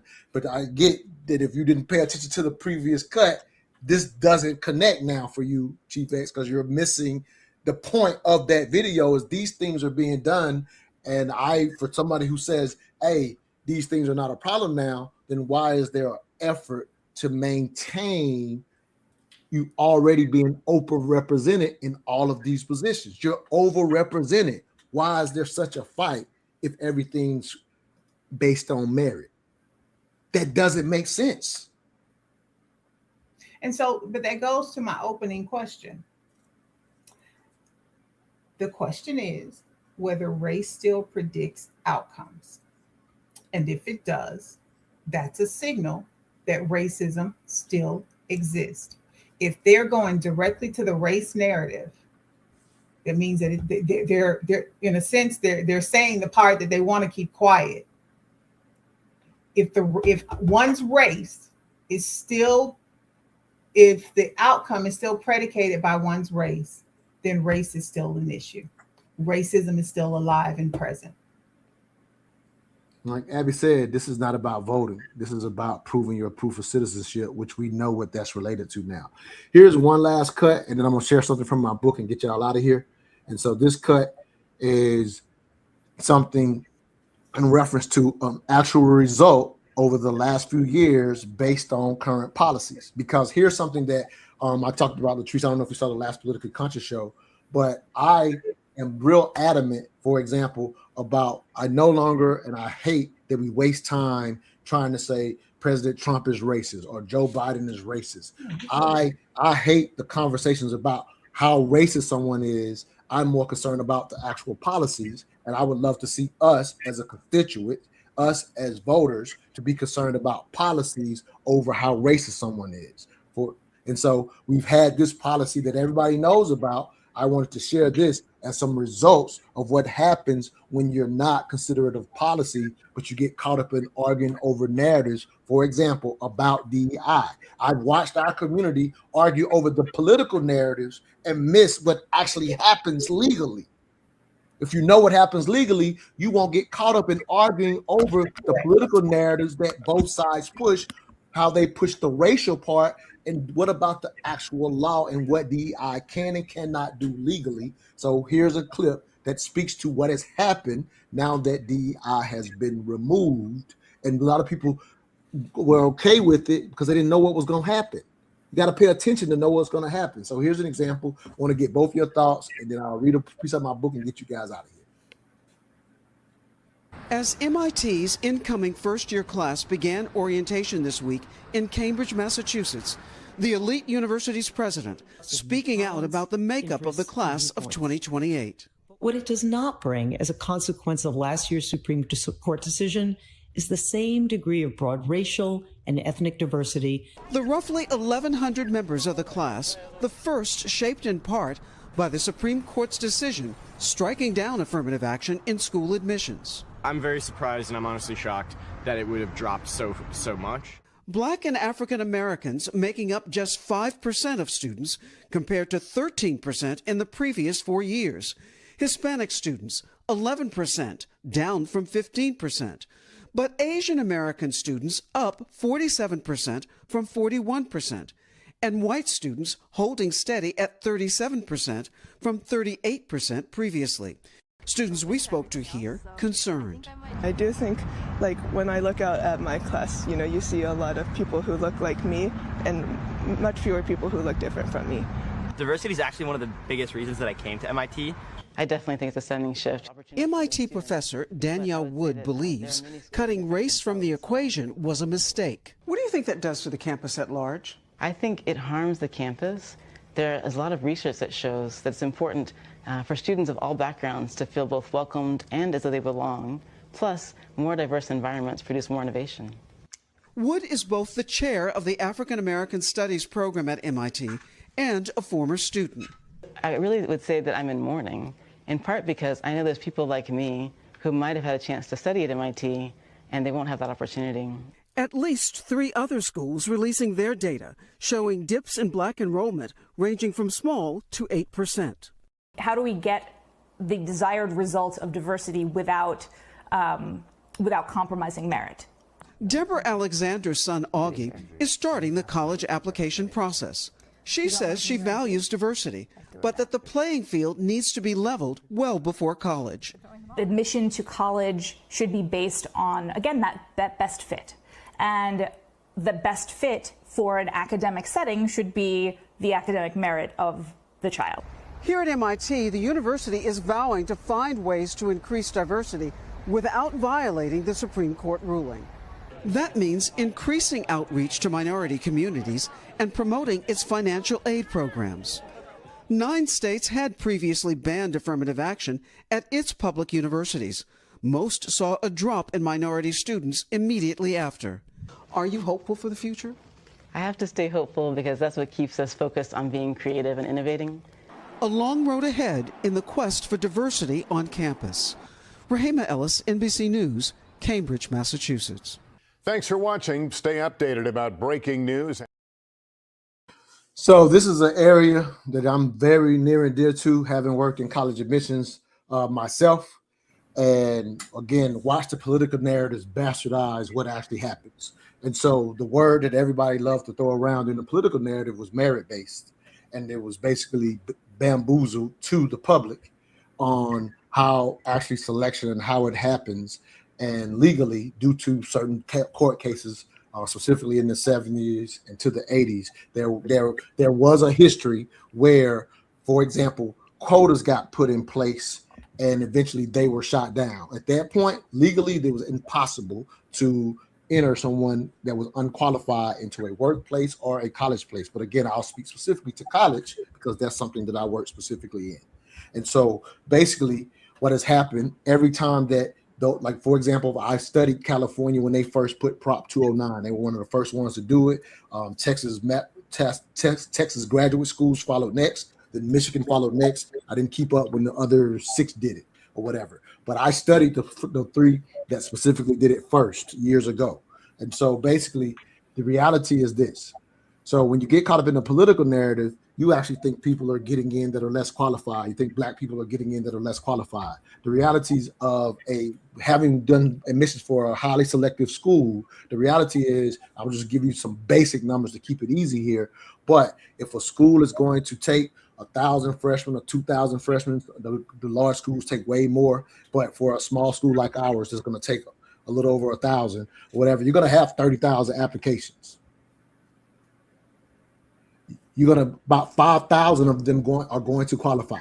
So you're going to have way over the number that you're actually going to select that actually qualify your school based on what you put out for your select. Again, a more selective school has a smaller number. The bigger schools have a bigger number. But at the end of the day, they have to first qualify. That's a no-brainer. Legally, that's how it has to be. And then what happens is schools, just like the Air Force Academy that I went to, you then come up with a composite score, and your composite score is heavily factored on SAT and academics, and then the other things. We were a military school, so leadership was high for one of our composites. We have a lot of pilots come out of our school. So believe it or not, your eyesight is a bigger composite to come to our school than maybe another school, because they want to make sure they have enough qualified pilots by the time you graduate in 4 years. So they want to bring in a lot of people with 20/20 vision. Most schools would never have to consider that, but the Air Force Academy absolutely considers that. I'm just giving you that every school is different on what goes beyond the ACT, the SAT, and the grades. Your composite score is factored in to get the diversity that you like.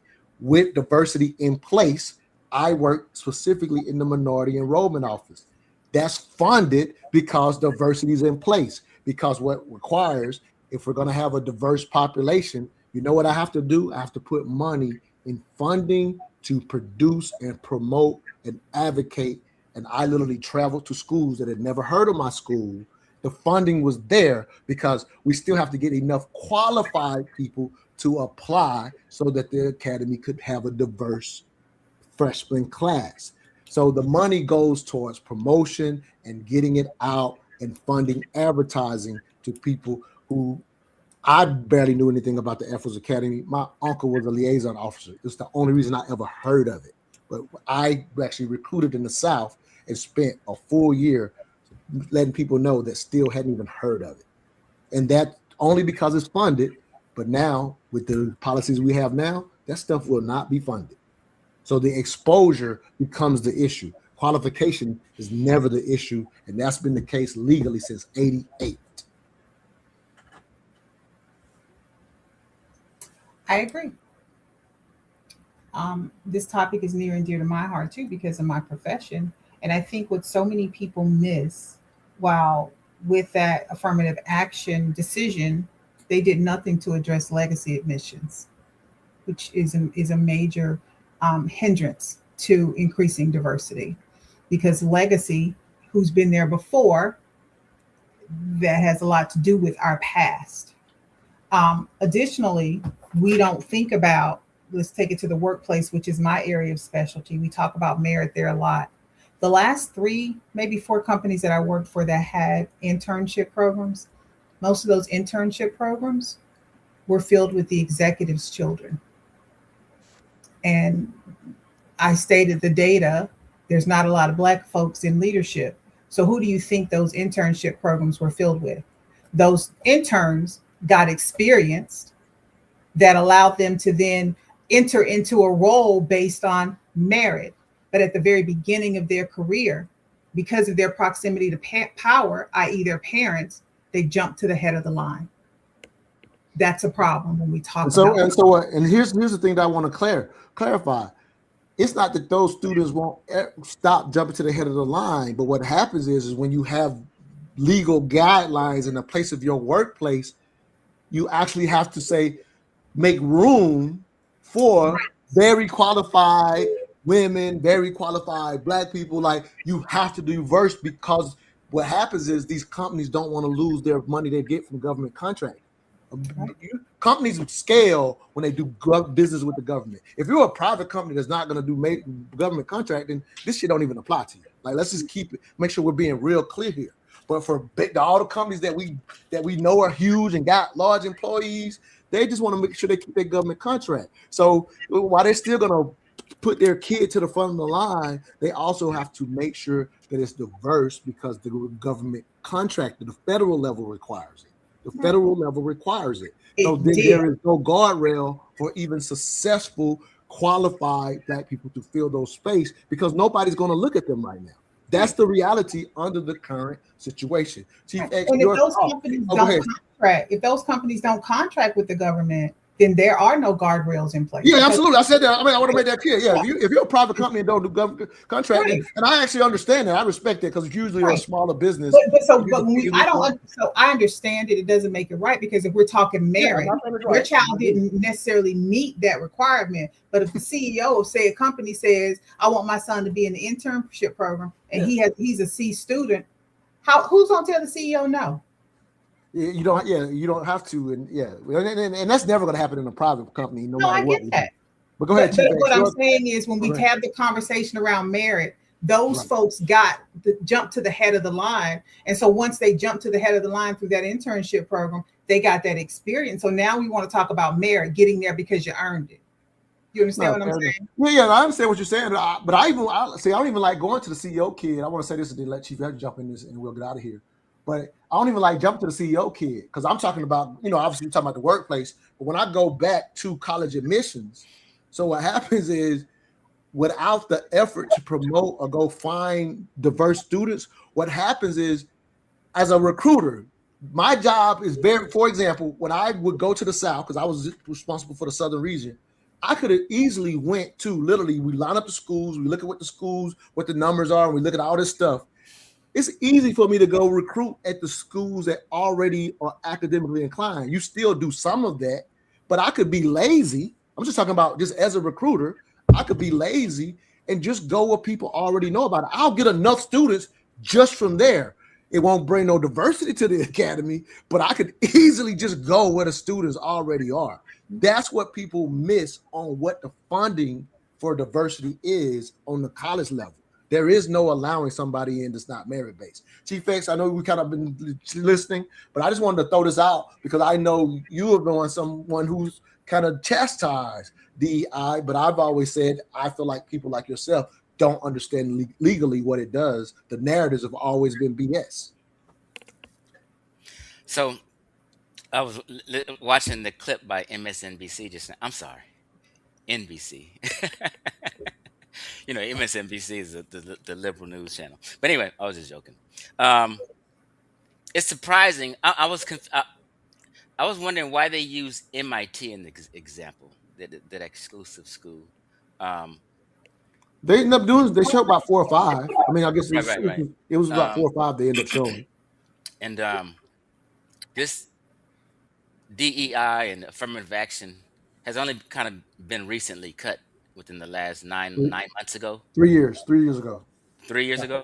Yeah, 3 years. The Harvard case that the Asians brought 3 years ago. So we 3 years removed, and we've seen. So you're saying Biden removed DEI? Yeah, I'm just the saying. Supreme Court removed the Supreme Court used affirmative action within the schools. Yeah. Okay. Yeah, 3 years ago. So we got 3 results, and we also got 3 years of results of government contracting decreasing. Okay. And again, that makes go ahead. Well, I can't speak to to it too much. It's not my wheelhouse, but I hope things improve. If there's some stuff going on, I hope things improve. I'm just glad my son, his friends, and the kids I know were able to get into a college and get an education and get a career. I'm just glad that they were okay. So I hope things improve is all I can say. Yes, it's a bad hope when we don't pay attention to the policies that help us and we put out that misinformation on the policies instead of the actual information and being aware of what you're actually voting for. So that's my challenge. All right, let me read this piece and get y'all out of here. So, shameless plug, Re-Education of the Negro. It's called Cultural Capitalism. Let me share this with y'all and get y'all out of here. So basically, these are short commentaries in which with some short questions. So I got a couple of questions. I'll let my guests answer the questions and we'll close this out. So Black Socrates Speaks, Cultural Capitalism. The subtitle is Uncovering White Privilege. The reality of racism lies somewhere between the minority's warranted skepticism and the majority's oblivious disregard. For example, the General Social Survey conducted yearly by the National Opinion Research Center found that 28% of Americans still believe they should not have to sell their homes to Black people. If you tell Black people this number, they assume it's much higher, whereas most whites would suggest it's much lower. The truth is, regardless of what either group thinks, it's 28%. Also, believe it or not, these people are not just in the South, but all over America, according to the General Social Survey. The good thing is that number of Americans who feel this way is lowering each year, but at the same time, 28% equates to 88.5 million Americans, doubling the 41.7 million African Americans currently in this country. This 28% blend into a larger society of non-racist individuals. However, the discrimination doesn't go unnoticed by those who they pass over for a deserved promotion, red line to live in a certain neighborhood, or harass without probable cause as officers of the law. Since most white Americans are not deep-seated racists, most have no idea how this racist 88.5 million treats those who are different from them. They may hear a news report about a case of racism. However, in their mind, the issue is probably attributed to other factors and more than likely being sensationalized just as racism is. The majority would like to assume this is the case most of the time, or if the majority acknowledges racism at all, it's typically seen as a one-time incident versus the white privilege afforded to them by never experiencing these actions. The term white privilege itself is mistakenly understood by many non-racist whites as an accusation of having it easy.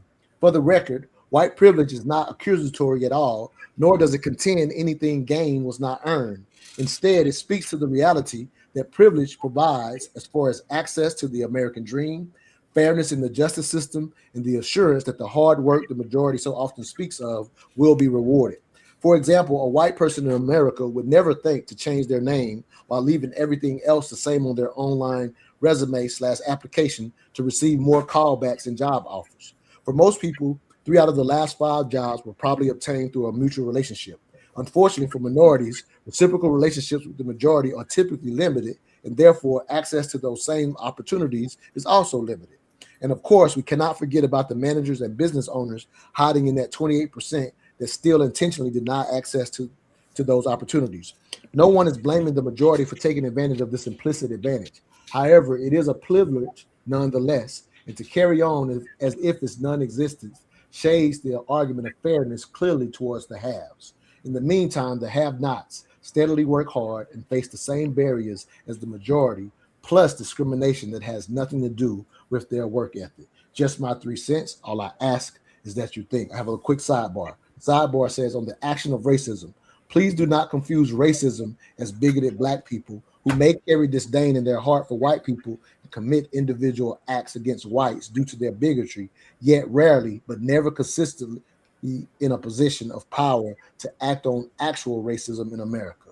And so my discussion question, I'll ask both of you this: is white privilege about having it easy or having access? I'll hit you, Chief X. What do you think about that? What's your answer to that question after hearing that piece? I think there's white privilege and Black privilege. I think people just have their biases.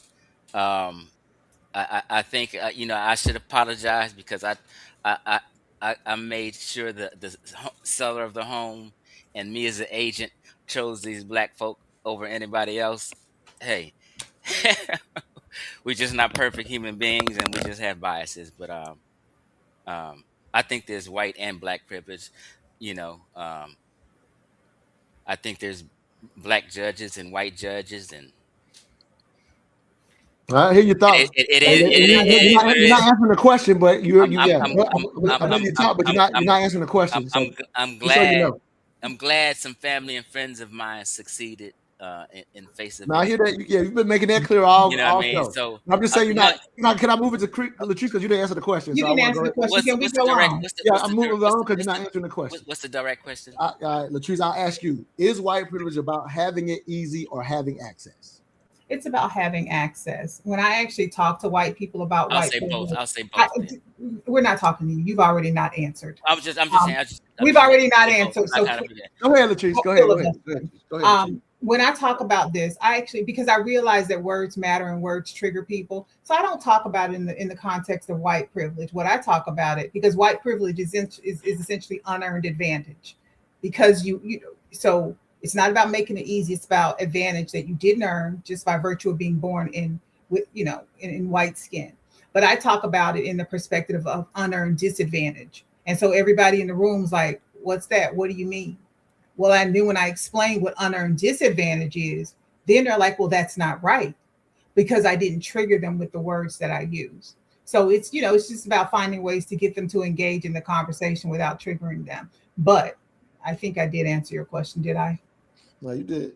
I'll say that it's definitely about having access. I don't think it's about having it easy at all. I don't diminish no person's accomplishment, no matter their race, because everybody has to put in some effort to get what they got.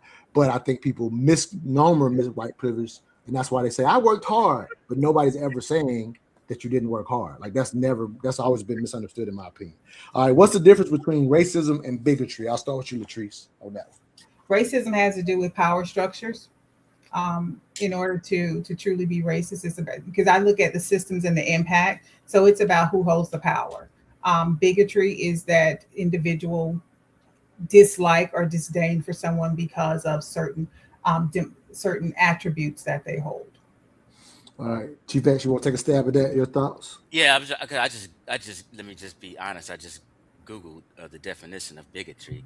It says obstinate or unreasonable attachment to a belief, opinion, or faction, in particular prejudice against a person or people on the basis of their membership of a particular group. So a lot of times we do, and I always have gotten these terms racism and bigotry confused and mixed up, but I just wanted to read that definition. No, fair enough. And last question. Thank you for not answering that question too. Well, thank you for being such an emotional wreck today. Oh, okay. You're more than welcome. I do this when people don't engage in dialogue intentionally. We've been engaging in dialogue. Okay. Let me jump in. Last question. What do you have to say, Montoya? Because You have been an emotional not wreck. going to answer the question. He's not going to answer the question. All day long. So, hey, let me finish this, y'all, and close this out. The article my article that I wrote says this article suggests that slightly less than 30% of Americans are hardcore racist. What percentage of that other 70% cares about improving race relations, and what percentage are indifferent? What's your opinion of that one, Chief X? So say it again. No problem. So in the article, I highlighted the article suggests that slightly less than 30% of Americans are hardcore racists. What percentage of that other 70% cares about improving race relations, and what percentage is indifferent? In your thoughts, just your thoughts on that. I don't think anybody cares. I think people only care about their immediate family, their kids, themselves, their employment, and their plight in life. People in general just want to get along and have peace, live in nice neighborhoods and get along and entertain themselves and make sure their children is successful. Nobody really cares. All right, so I think his answer is that the other 70% is indifferent. What percentage of that 70% do you think is indifferent, and what that percentage you think cares? And this is from your personal assessment. This is obviously an anecdotal thought. I'm going to say it's probably going to be about a 40-30 mix, with about 40 people being indifferent and 30% saying that they're concerned.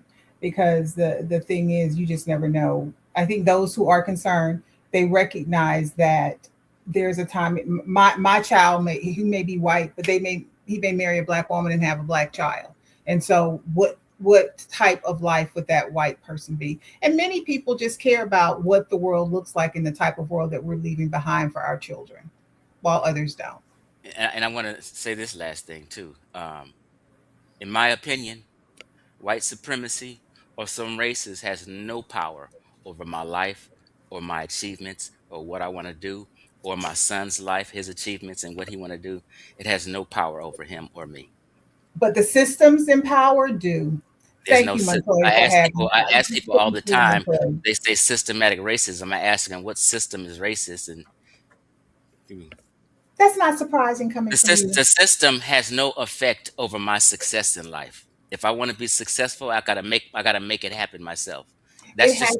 I'm just listening. But here, let me step in, LaTrice. Like you say that as though I would disagree with you, Chief X. No, I'm talking to the audience, really. Okay, but here it is.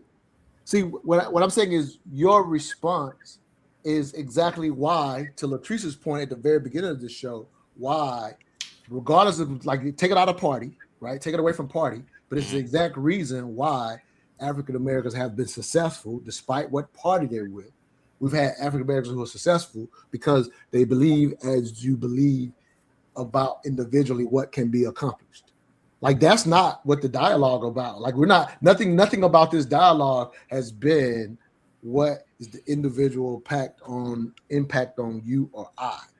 However, again, I think you conveniently skipped over that there is a group who's playing victim that you kind of conceded at the beginning, but then you stopped listening the rest of the way. That there's a group currently playing victim, actually getting people in the White House. We highlighted the different positions that they have, and currently on the president's website playing to a white America, and you have no answer for why that's being done. I'll say this to you. It ain't being done for no reason. That propaganda is not happening for no reason. Now, here it is. I'm not telling you that whatever's behind what they're doing is going to stop you or your son. That's not what I'm telling you. But to say that there is no system when we see a converted effort, and as that young sister said, let me give her credit because this ain't my thought. Her name is Melinda Hale, if I'm saying it correctly. And she said, you're willfully choosing to be ignorant to the propaganda that is being pushed and also policies that back that. You're willfully being ignorant to not notice those things. You conveniently didn't pay attention to them today on this show as well. I'm just calling you out for that. Who'd you vote for? That conversation has to be had. We couldn't have it because you didn't watch that. Montoya, who'd you vote for? Well, this conversation is not about Republican. Let me answer. I'm curious. I'm talking to him. Let me answer. I'm talking to you. Okay, I'm talking to him. Let him answer the question. Stop Whatever. interrupting. You wanted her name? You said her name? No. You I know asked. who you voted for. Excuse me.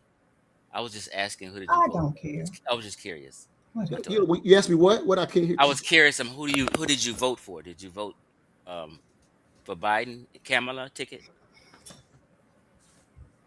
I'm just curious. You asking? I'm asking you. Know who you voted for in the last presidential election. I don't understand how that relates to what we're talking about. No, it doesn't. I was just curious. It's just for self. It has nothing to do with anything. I'm just curious. I don't okay. Put that out.